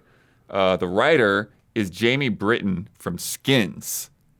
The show Skins? Yes. One of the greatest shows of all freaking time. Like 9 of those cast members are household names now. Yes, dude. Yeah. So Forza Horizon 5 plus Skins. Brand new IP coming from a new studio in Amazon Games. Holy shit, dude. You could not have said any other thing to get me more hyped. Skin is literally one of my favorite shows of all time. Holy crap. Wow. Yeah. I'm all in on that, blood. Keep me posted, dude. Wait for that trailer. Keep me posted, dude. Keely, I hope you have Holy it. moly. Wowzers. And then you can play this teaser. We got this. We've known about this for a while, but for the 40th anniversary, Dragon Quest is a teaser. And we've known about Dragon Quest 3 HD remake For too long. but this just gave the vibes of it being more than 3. For too long. And I don't know We've been waiting. why, The legacy begins. but now it's like everyone's just on board. Everyone's been like, it's all of them. It's the trilogy. Yeah. It's the first 3 games Holy hell. in this HD 2D remake. Sign me up, dude. So, am I right? That's goaty. I don't know. It's goaty, dude. Let's But- go. Explain why it's taking so long, probably. Yeah. I need a goatee count for this episode Lots of goaties. afterwards. Yeah. If anyone rewatches this. Okay, it's time for love and respect. Let's get through this episode. It's way past time. Way past. Love and respect from Ivan Ripley. Hi, allies. Physical pre-order bonuses are always an exciting treat when ordering a video game. The most recent one I missed out on due to only being available in Europe was a miniature stage battle scene with pop-out characters from Paper Mario: The Thousand Year Door. Whoa. Oh. In the past, I've received photo prints, sticker sets, and even food, like the astronaut ice cream bar included with Starfield. Even though these aren't as common nowadays, what are some of your favorite physical pre-order bonuses? Oh man. That we have or that ever exist. Ever had? Whatever you've had. Okay, because I don't have the one I always wanted was only in Europe was for and it wasn't even like it wasn't a pre-order Ni no bonus, Kuni. so it doesn't count. Oh, what for Nino? That book you love. Was that a pre-order Oh, bonus? that- No, that was The- just the the- game. Oh, okay. No, the PS3 version did not come with the book unless you got the collector's edition. Right. You're right, Huber. Collector's So you had to get a certain version, but it wasn't a pre-order Got bonus. it, It was got it. just Got it. for a certain version. Got it. Which is the thing. I was sort of like the thing I was gonna say. Was there was a promo in Europe for a Wind Waker scroll of the opening story stuff. Like how it was done that art style. They made physical scrolls. You just unscroll them and they had the whole thing, but it was a contest. It wasn't a pre-order thing. Yeah, that stuff's really good. Dude, some of the recent statues have been pretty insane though. They kind of gone like crazy with those. Like RE4 had like the Leon one with the. Those are still Sephiroth one with collector's the things Rebirth. rather than Collectors, yeah. pre-order Yeah. things. Yeah. I mean, the best pre-order thing was getting Ocarina of Time Master Quest. Yes. The GameCube disc for Wind Waker. That was insane. That's number you got one. a whole game. You got a game. Yeah. You got like a version of a game that didn't exist. That's number one. That's like and that's then- number one. And then number 2 is pre-order Resident Evil 4 on GameCube. Get the demo. Oh, yeah, that's great. That's a number good 2. one too. Nice. That was a good one. Because it was the village part, the battle in the village, and you we're could just play done. it forever. We're done. Ocarina of Time Gold cartridge. You had to pre-order it. Oh, that was a pre-order. Did you have to pre-order, or was it only the first run? It was the pre. I mean, they were advertising as pre-order only. I remember freaking out about that, like calling up Best Buy and like I told the story. I had my parents take me over to do the pre-order deposit. You had a window of time to do it. Maybe that wasn't true in the end, but they were marketing it in Nintendo Power as you had to pre-order it to get that. Otherwise, you would not Ye get it. snooze, ye lose. Yeah, there you go. So I don't know if that was officially, not officially, but factually true, but it was being promoted that way. So definitely Holy we'll say crap. that. This Legend of Zelda Wind Waker promotional scroll is selling for $36,000 on eBay. Ah, Thanks, Red Sky, for the okay. Leash. wowzers. Yeah, I had that gold card. I also, where I pre-ordered Ocarina of Time, I got a shirt with the gold link on it, Nice. which I still wear every once in a while. That's sick. And another Zelda one that I have, which is like not really the best thing in the world, but it's just something that popped in my head. I have a DS stylus that's like a feather. It's like feather-shaped stylus for Phantom Hourglass. Yeah, I got one of those, and he reminded me that in Japan, especially on Amazon, they do first run version. So you have to, if you don't pre-order it, you won't get it. But like, it's not like necessarily the pre-order bonus, but it's only the first print run will have special items in there, Right. and then they like will tack on like an Amazon item as well as that. And they do that all the time for those. Those are like insanely popular. But yeah, like I got in like the stylus for like Phantom Hourglass. There was something else for another one. I forget what it was. One of the GBA or no, probably DS Castlevanias came with like basically stuff that you would normally nowadays would only get in a collector's edition, but it had like soundtrack and like art book stuff that I don't think I paid any extra for. I think it was just a pre-order bonus. Sick. Yeah. You have any others? Resident Evil 4. Yeah, that's right. That's all. Nice. Yeah. From Colin Luton. Hi, allies. I'm really enjoying Hellblade 2. Yeah. And yes, I do mean enjoying. Yeah. It's really working for me. Yeah. But I also see that it isn't really working for a lot of people. Yeah. And it's got me thinking. Specifically, I'm thinking about linearity and Hellblade 2's almost total lack of player choice and expression, and why I still find it as satisfying as a video game, despite it disregarding what many would say as the quote-unquote point of interactive media. There's an analogy I heard somewhere, I don't remember, maybe you do, that a linear video game is like acting in a play. That the fun and satisfaction comes at least partially from knowing your role in the story and playing your part effectively, propelling the story forward. A linear game like Hellblade or Uncharted allows you to be both actor and audience, watching it play out but also inhabiting its hero, being I the like driving that. force. Yep. I think this is why I don't mind that the puzzles are easy or the combat is simple or that often events are scripted with minimal input. I just enjoy that I participated in the telling of the game's a thoroughly crafted story, and that really does hit different than just watching it happen as an audience. 100%, dude. I despise Isla when people are like, just watch the movie. And it's like, you're still pushing the damn buttons, man. You're pushing those buttons.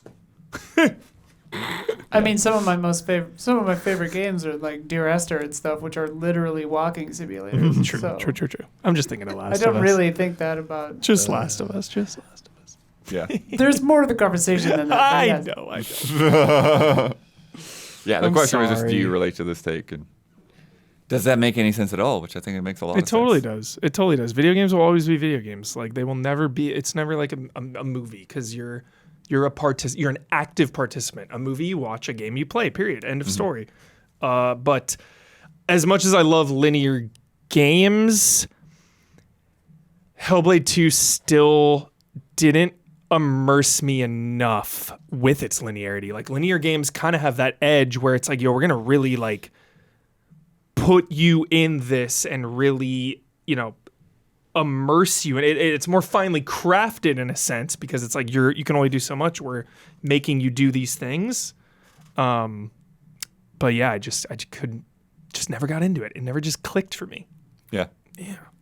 I think because the difference with something like Last of Us is like, Last of Us gives you those moments where you can maybe tackle some combat environment or combat encounters a little differently. Maybe you can like sneak up or sneak through some entirely, just a little bit of choice in there. It's like, yo, you can go guns blazing here or sneak through, or like, oh, here's another area that you can just go through. Or if you want to take your time to explore a little bit. I mean, I think Last of Us and Metal Gear are kind of in the same vein and in a different side of it, where it's like okay, you have these periods where you really are just watching story unfold. Yeah. But then you also have these open areas where it's like, do what you want to do. There's a lot of different options here, and a lot of different nuances to play with. Yeah.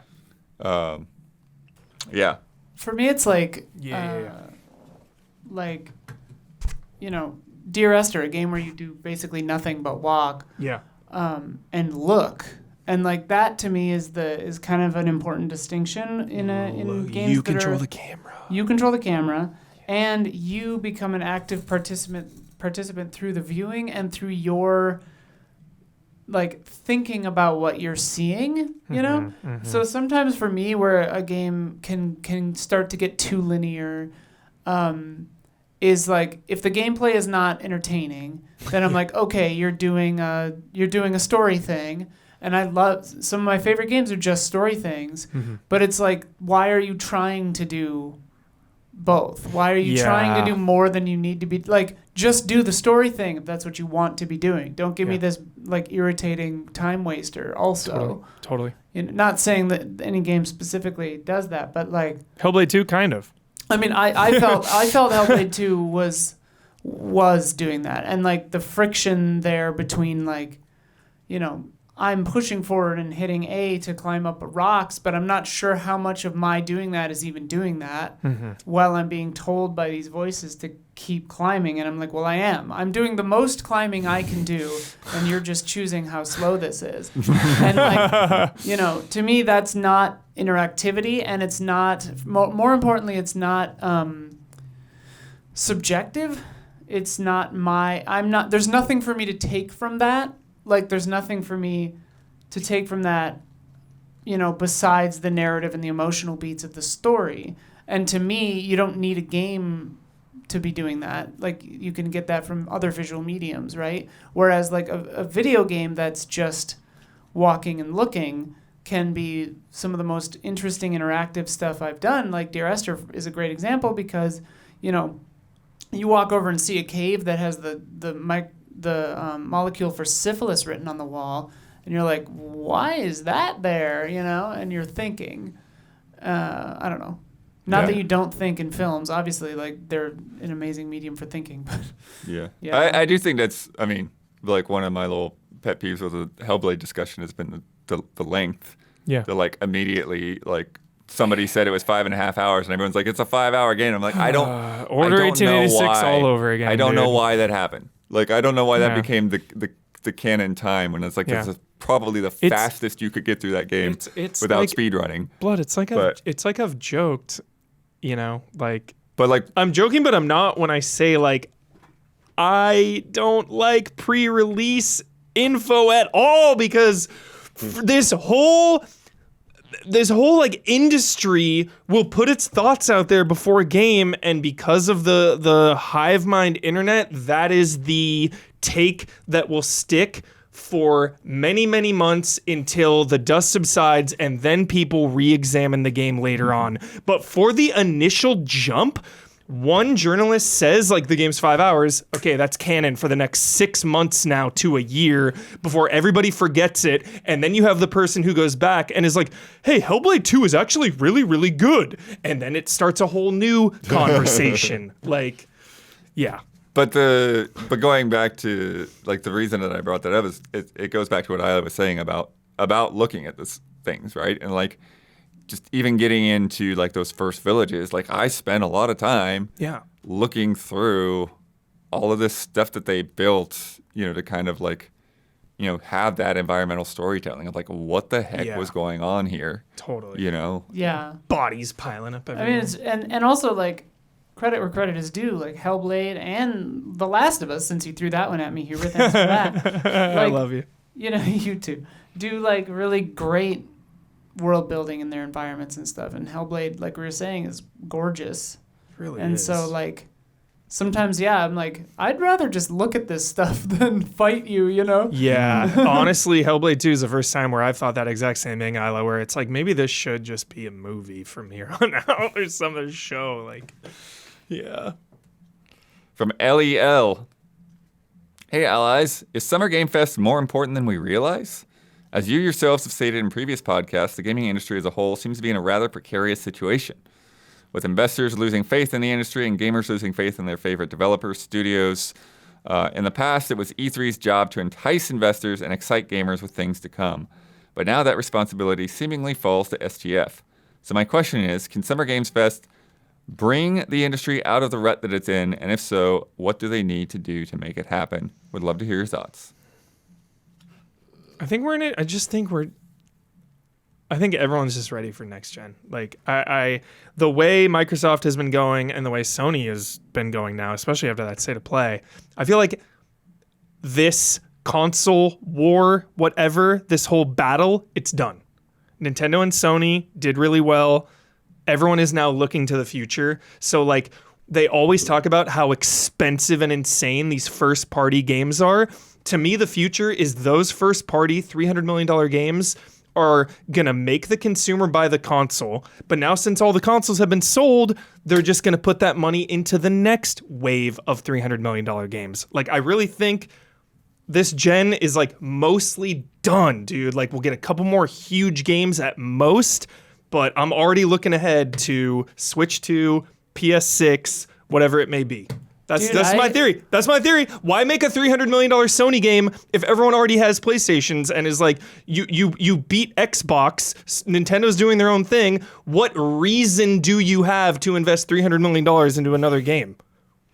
Damiani. Disagree, Damiani? You look very distraught. I mean, there's no reason. I don't know if it's you're confusing like Switch 2 with like mid-generation because they released in a weird time. PS5 has been out forever, this is different. That's true. But like Switch is losing momentum. It has been out longer than any of the other ones, so it is definitely you're feeling the age, and it is becoming problematic for games to be ported over to it. That's why it's such a big deal when a huge game gets ported over to it, or we just get a cloud version of it. Before you keep going, I don't feel the age of PS5. I'm wearing my business hat. That's all. I still think PS5 has a lot of life, but why would they invest? There's truly, the benefit is nowhere near as important as the beginning of a console generation with how expensive these things are now.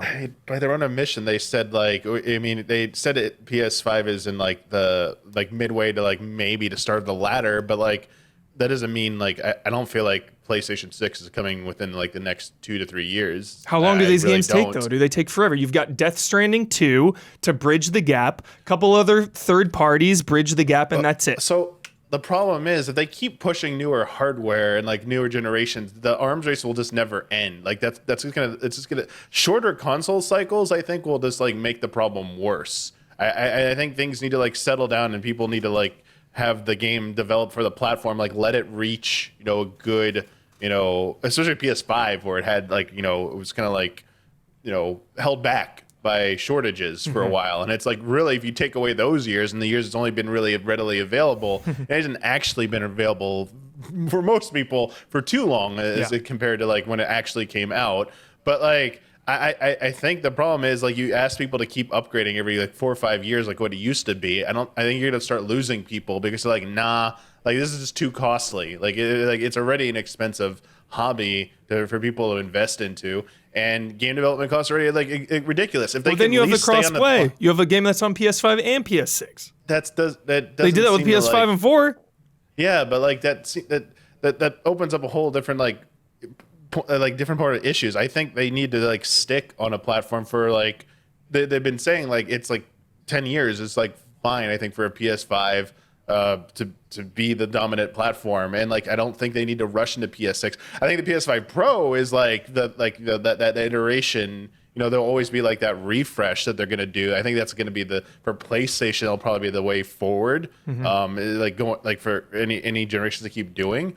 But yeah, I don't think there's a need to like rush, and I think they will spend like the money on the current generation because the alternative is all this money goes into a newer platform that has higher specs and development costs go even higher. And it's like there needs to be some relief, and I think that is sticking with the current like platform for a while. You've got, I mean, just in reality for like PlayStation, like you have so many big games coming out next year that it probably through 2025 and 2026, like PS6 is not the earliest. I think even the discussion of PlayStation 6 will happen was 2027. I think 6. I don't think you'll get that. I really don't. I think that there's this is an interesting concept or conversation within our kind of microcosm of games media, you know?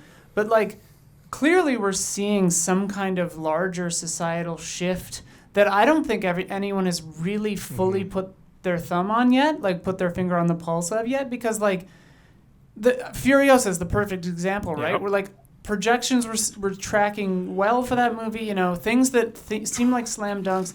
Nobody goes to see it. I think like what the internet started and phones continued and COVID like kick-started, like ramped forward 6 years or something. Like society is shifting, and like there's less willingness to look back at previous media, you know, like I talk to older and older people, you know, mid-20s who have never seen Jurassic Park or like, you know, movies that we all think of as staples, right? And like more so than previous generations, I think. Like there is some bit of age to that where it's like, you know, the talk of the town in the 80s is something we probably didn't watch, but like to an extent, we all love a lot of movies that came out right before, you know, before we were born, and now movies that came out 10 years ago nobody cares about. And you know, so I think that there's some kind of like quickening and like a moving on, and like the media landscape, I mean, it's reflected in the popularity of Minecraft and Roblox and Fortnite Creative and stuff like this, where like what people want is shifting to some kind of nebulous other thing. And I just think like it's back to the Final Fantasy conversation, it's back to all this stuff, is like, is what people are trying to sell what people still want? And like more and more, I'm not sure it is. And like the people who do want it are having kids, having to work, having income limitations, you know, and like they're just not able to engage in the same way that they used to. So it's just like, I don't know. Yeah, I think there's a fracturing and there's more specificity, and I think like people trying to market to huge demographics, you know, like Endgame might have been the end of that. Like, I think we need to bring back, you know, things for microcultures and you know, I don't know. It's such a complicated issue, which will only be exacerbated by climate disaster coming up soon. But like, you know, whatever. Yeah, it's funny because like a lot of what we're talking about isn't really talking about the question, but like here with you thinking about next. No, I mean my point is like Summer Games Fest. Like their question is, does Summer Games Fest, is it the most important? Is it more important than it's ever been? And it's like, I'm not sure anybody's watching. I'm not sure any of this stuff is important anymore. Is my point. Is like things are moving on in nebulous, strange new ways, and the monetization is strange and different and new, and like, you know, to become you can't become a successful musician unless you hit on TikTok. You can't become a successful filmmaker unless, I don't even know anymore. And you know, like, and for games, it's so wild where it's just like games that are AAA slam dunks underperform, don't hit these expectations, and I'm like, then okay, Helldivers 2 is the biggest thing on the planet. And then Helldivers 2 is huge because it has this memeability and it has this multiplayer element, you know, and it's like, you know, and games like Lethal Company or Balatro hit, where huge games flounder, you know? Yeah, it's just I think that people want different things now. I don't know. Sorry, I know I rambled for a really long time. No. I just think that there's too much risk with the end of this console generation. Like, to me, the battle is done and they're looking to the future. This is why I'm confused here, because there's way more risk in starting a new console generation. Yeah, that costs so much more. But the reward is so much more. You're getting people to buy your consoles. Right now you have whatever. They don't care about consoles anymore. 50 million people that have a PS5. Yeah. And if they introduce the PS6, now you have nobody. So now you have to continue selling to the PS5 people, continue selling to the PS4 people. Yeah. And now you have a platform that you can't take advantage of because people don't want to move on. But do anyways. they need to take a $300 million or $200 million risk to appease their PS5 people, or can they just make some live service game number 7? But that's what I'm saying is it's the people, like the more people that you have, that's your audience. Like, you have people that you can sell to. Yeah.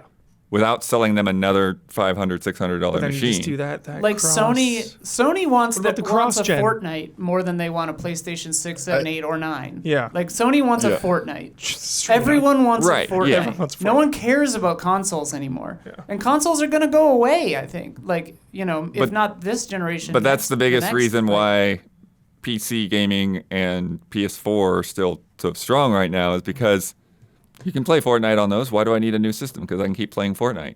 Exactly, yeah. Same thing with Minecraft. You can play Minecraft on anything. Yeah. Right? And so the interesting thing is this has shifted everything, right? The Square Enix budgets and everything have been linked back to that too. When they set the budgets for Final Fantasy 16 and Rebirth, like this Fortnite issue didn't exist, right? Like people finished the game, they moved on. Now they don't move on, they just keep playing Fortnite. Right? Yeah. And like importantly, chat was saying that everyone wants the Fortnite is unsustainable. What I mean by that is they want whatever the next Fortnite is going to be. Because like obviously chasing the Fortnite, chasing the Battle Royale, chasing the hero shooter only works as long as it works. Yeah. And then it stops working hard. Right. Well, that's the question that I have is, does Fortnite, GTA 5, Minecraft the forever thing continue to dominate? Or is the fact that these other things are failing meaning that people are starting to get tired of this stuff? Yeah. People are starting to get tired of the battle passes. But I don't know, because it's like nothing in the battle pass has ever appealed to me in the first place. I don't know why anyone's spending any money. Like if I were playing Fortnite, I would probably just play Fortnite with the default. You would want dumb Magneto. Character. Come on. No, I would not. You want Magneto. You want Geralt, dude. Come on. You need a new Warframe every couple of days, man. You're grinding for that takes too long. You just spend a little cash. I guess the main thing I was thinking in my brain was just like especially new IPs for like, the big companies. I just feel like we're moving away from like big tentpole games right now. I just think there's too many risks. They take too long. They're too expensive, and it is not going to move the needle enough with the amount of risk attached to it. I think if you make smaller games and try to make your live service games, like that's annoying and shitty. I don't want that, but I still feel like the industry is going there especially with how quiet Sony is. That's where this is coming from. They're so quiet. It feels like they have nothing in the tank ready to go except for Death Stranding 2. Feels like the last of their big games, unless they have really plugged the leaks and they're keeping shit super secret. It feels like there's nothing out there, and especially Microsoft has Fable cooking, and then in development hell like Perfect Dark and all those. It just feels like none of those things are like ready to go for this console gen. I don't know. That's just where my whole. But I also think that we all criticized both of them for showing things off too early, over and over and over and over again. True. How long did we see Horizon before that game finally came out? Forever. right? Yeah. Like we had. But have they plugged the leaks that well? Like, why do we not know? We know they're all working on stuff for sure. Like they just had the financial thing was like, here's the narrative teams and here are the live service teams and here are the multi-genre teams, you know? I mean, We know that Sucker Punch and Bend and all those guys are working on stuff. Yeah. The best news for a video game company is that people know they're working on something and we don't know what it is. Yeah. Because that means that their owner hasn't freaked out and fired everyone. And that they're not announcing too early. Yeah. It's interesting. Back to the actual question, I think SGF will be very telling this year. It's not like me, but I'm predicting crickets. I really am. I really think there's not going to be a lot of megatons and people are going to be like, meh. And that's it. And then we wait until 6 more months for the Game Awards. And then they're like, hey, new console announced, but nothing yet. I mean, it was really like... I don't know. I don't know. I think it's still ripples from COVID, you know? Like Yeah. the rock fell in the pond and the huge wave of stuff that got pushed out was last year, and now we're in a valley, you know? And it's not all doom and gloom because indies are carrying us. Indies have carried us for the last year on their backs. So many good indies. I'm only speaking about big first-party tentpoles. But this is kind of, I think, and what Blood was saying too is like it, you know, and it's happened kind of cyclically too, where like the 70s did it, the 90s did it, where like big tentpoles rose up and then kind of petered out, and then indies kind of took over for like the 90s, right? And like games are sort of doing that right now. Feels like it. Like Lorelei and like Belatro and Lethal Company and, you know, to some extent Helldivers. Like this kind of stuff is really like innovating and being interesting and stuff. And I think that is really exciting because, you know, smaller ideas can be out there more and, you know, really nail it for the crowd that likes that thing. And occasionally they'll hit huge, you know? Hell yeah. And I think that to me is really, really, really nice. Yeah, and that's the hope of the industry right exactly. now. Yeah, that's and good. Piscatella was saying that like really like those breakout hits, like they make all the difference. Like they're saying like if there wasn't a Helldivers or a Pal World or whatever, then like the industry would be panicking, right? Yeah. It's like everything, oh man, like, but those things came out of the blue. Yep. Nobody could have predicted them. Mm-hmm. And now it's like, oh, things are looking up. And so like that's all it takes. It's just like one or two huge hits to carry a quarter. Totally. You know, for investors to be like, okay, things are looking all right. Also, Blood, you look at these the biggest budget games in the last couple years, right? DLCs, next gen versions. Why make another Last of Us when you can just remake one or make a PS5 version of 2? Look what Horizon Forbidden West did. They had a DLC. Cyberpunk just had a DLC because that shit is so expensive. Mm-hmm. So just make a DLC instead, or a remake or a patch, and then wait 5 more years. I don't know. All right, it's time for bets. Great question. Loved it. 10 out of 10. Would talk forever about the state of the industry. This week's bet, Destiny 2. The final shape is out Tuesday. Talking about your forever games and your big budgets. Destiny 2, one of the most expensive games ever played. Yeah. Grief. Next week, I'm going to go through the top 10 English reviews on OpenCritic. I want to know how many times I'll find the words surprise or surprising or anything that's surprise related that is not the opposite. Did Don make it? He's here, but I don't know where he went. Okay. Does Don want to bet? We need Don to bet first if he's going to bet. Do you want to bet?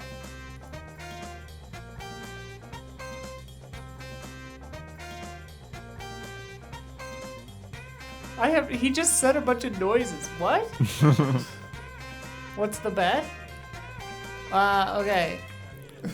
10 reviews for Destiny 2 Final Shape comes out on Tuesday. Blood's gonna look at the top 10 English reviews on OpenCritic. How many times will he find the word surprise or surprising or surprises? Any?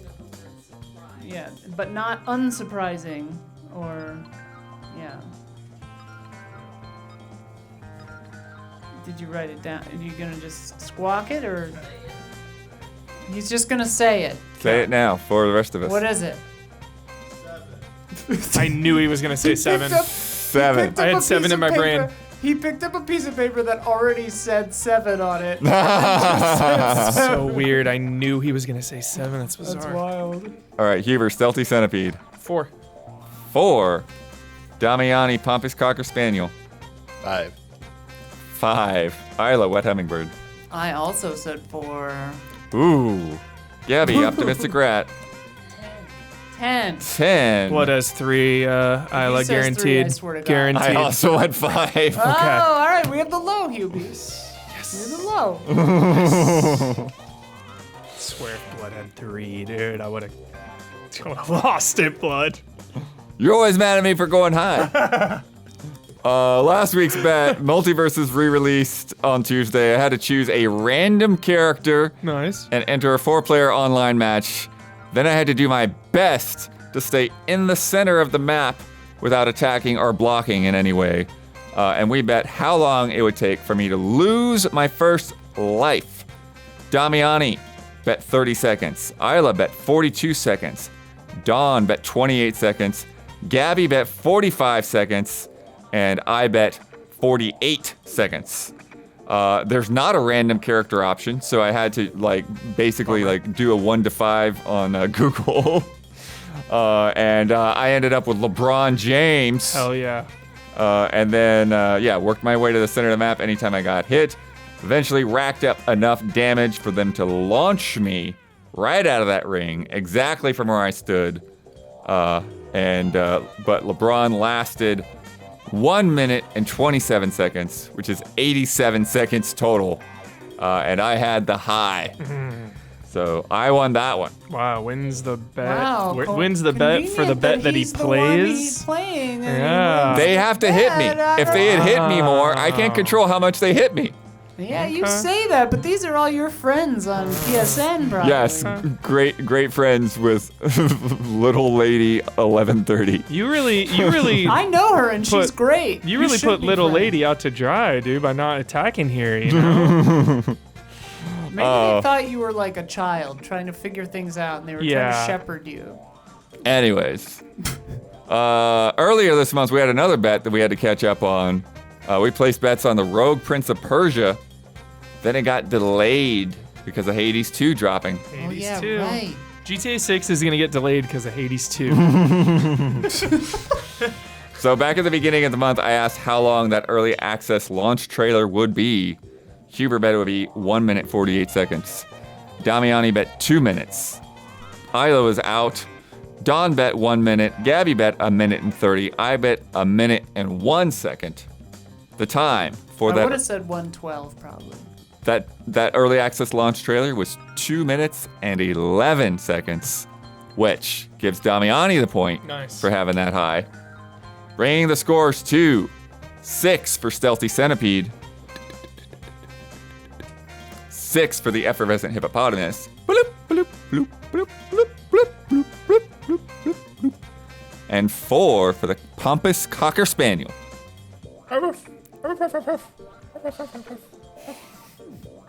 So good. Let me tell you about patreon.com/easyallies. Imagine you're at McDonald's. And Why did you do this? they just, they come up and they hand you a free milkshake. And you're like, I didn't order a free milkshake. It's like, oh yeah, the guy before you bought that. That's essentially how this podcast works. Somebody has come along and paid for this podcast. And if you're listening and you haven't paid for this podcast, that's because they came up, they gave you a free milkshake. Okay, I love this. So, if you want to get free milkshakes for people, aka this podcast every week, you can become a patron. At $5 a month, you get this Easy Allies podcast 2 days early. You get it ad-free. You get 2 bonus Love and Respect questions. You get to submit to Love and Respect, and you get in our official Discord where you can vote on top 10s. We won't be doing the top 10 next week because Summer Game Fest, but we'll throw it on the week after. But those box arts have been voted on. $10 and up, you can be in our contributor tier and submit things to the community showcase and stream team. $25 and up are our producer tiers. $50 is fan mail. Send me your fan mail, everybody. It's that time of the month. Oh. And our platinum producers get a shout out on this podcast each and every week. This month's shout outs go to Javawabs, Elthanis, and Forever Ender. Shout out. Wow. This just in. Chat. Sumoini in chat says, don't tell Blood now, but the game, MultiVersus, matches you up with bots until you beat 5 different teams with them scaling in difficulty. So if it was literally your first thing, it was the baby bots. Amazing. Amazing for you! None of us had this knowledge. Very convenient. Very fair though, true. Yeah. Summer Game Fest, as we said, next week. We're going to be doing all kinds of stuff. Go to easyallies.com to see the schedule of everything that we are doing. Basically, the day before things get going, a bunch of people are going to be coming in, just hanging out in the stream room. Cam Hawkins is going to be here. Rebecca Valentine might stop by. Mitch might be here. Got a few different people swinging by. And then the Friday, we've got the Summer Game Fest main show with Day of the Devs, then Devolver. Then we're going to be playing games for 3 days. And then also waking up early to come in and do more reactions for Xbox and PC Game Show and Ubisoft. But yeah, we got a lot of stuff lined up and scheduled for people to play.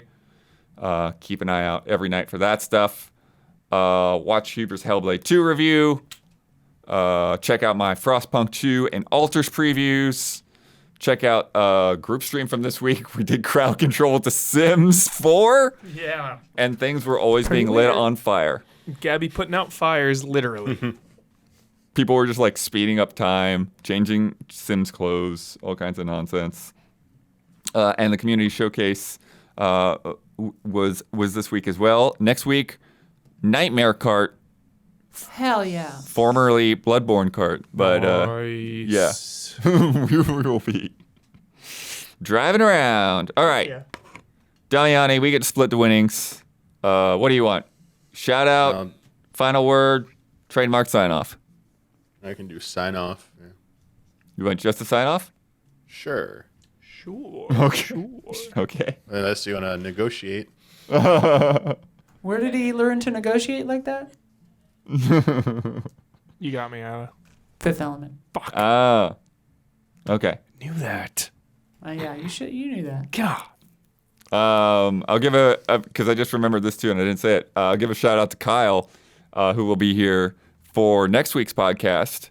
And that will be a little bit different because it's going to be right after Summer Game Fest. Hell yeah. So we're not going to have any other like game impressions or regular news. We might have a little also this week. But yeah, we keep it brief so we can get back on the floor in the morning. But Kyle also did an interview with Matt Piscatella. So they had a lot of talk about this business stuff. That was pretty good. Piscatella will go on with Kyle, huh? Thanks, Piscatella. We don't love NPDs or anything. Jeez. He likes us too. Likes us, he doesn't love us. And that's enough for a final word. Damiani, go ahead and right. sign off. Until next time, may the way of the hero lead to the Triforce.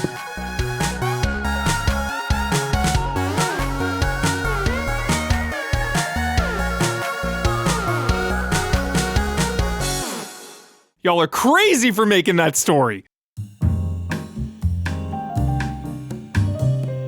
The Easy Allies would like to thank our Patreon podcast producers. We apologize in advance for all the ally names we are about to misspell and mispronounce. Jabawabs, Elthanis, Forever Ender, Jay Shi, Jesper Popmel Dufay, Roy Sung, 44 Stars, Alexander Zirianov, Andri, Beaten Down Brian, Brandon White, Brian Kruger, Colton Piccione, Daniel Martinek, Dimitri Zetas, Douglas Chomich, Faraz Rizvi, Garrett Holfish, G. Levin, Hayden Hargraves, Jesse Blue, Jesus R., Matthew Pauling, Miguel Rivas, Mo Grant, Paul Sway, Ronka Q, Robert Stoffel, Sage Mode Q, Sam Handrick, Stomps, Stepan Hakobian, The Banana Forklift Killer, Chom Nguyen, Zigazich, Anish Dor, Aaron Haney, Accounts Payable, Adam Henry, Alex Monaco, Alex Stories, Alexander Sheck, Anacroft, Anthony F., Anthrioni, Arthur Lau, Osteel, Barry Tomasini, Bob Starling, Bradley Spees, Brian Foster, Bunny Chen, C.S. Lewis, Katie Garza, Carlos Delgato, Cassandra McKee, Chief Uhu, Chris Eccles, Christopher Santis, Clay Roberts, Colin Montoot, Connell Sumlin, Corey Jackson, Corey Landega, Crumb Eyes, Culinary Stud, Cyberboa, Derry, Dan Sebring, Daniel Kozlowski, Daniel Wong, David Aniki, Edison S. Prada Jr., Enya Hink, Eric Tobias, Eric, Espen Gotchman, Ethereal Ether, Fishflop, Forrest, Froject, Gabriel Smith, Jen Woofles, Gino Elite, Gustav Strombaum, Harrison Holt McHale, Sun Chor, Ian Anderson, Jack Forrest, Jan Nicholas Frogshirt Tealk, Gerald, Jesse Fish, Jesse Wilkeson, John McCullough, Junya Motomura, Carl Williams, Keegan Boyle, Kevin Gillet, Kroldemort, Leif, Leon Keys, Linson Wu, Lister, Luis Ibarra, Lion Crown 19, Marco Hernandez, Materia Addict, Matthias Clare, Max Miller, Megadet, Miguel, Mr. Anarchy, Nefertiti Jenkins, Nycrypt, Nikhil Sharma, Ninja Kitty Meow, Ono Turtle, Orogachino, Pablo Rodriguez, Patrick Held, Pete Shoemaker, Pixelated, Pulphead, Ray Aldiar, Raymond Wheeler III, Reed Johnson, Richard Ma, Ritz 1906, Robert Seven Lee, Robin, Ryan Rutger, Salvers, Samuel Copeland, SD Prima, Sebastian Trier, Servino, Sean Johnstone, Cito, Sneaky Gato, Splontot, Strikeout NZ, Sultab, Tadashi 047, Taffy 9K, Tim Strothman, This Is My Username 1466, Tomovi Kioni, Travis Ing, Trizac, Wouter DeHaze, Yami Zetsumi, Zach Wojnar, Zio VGM.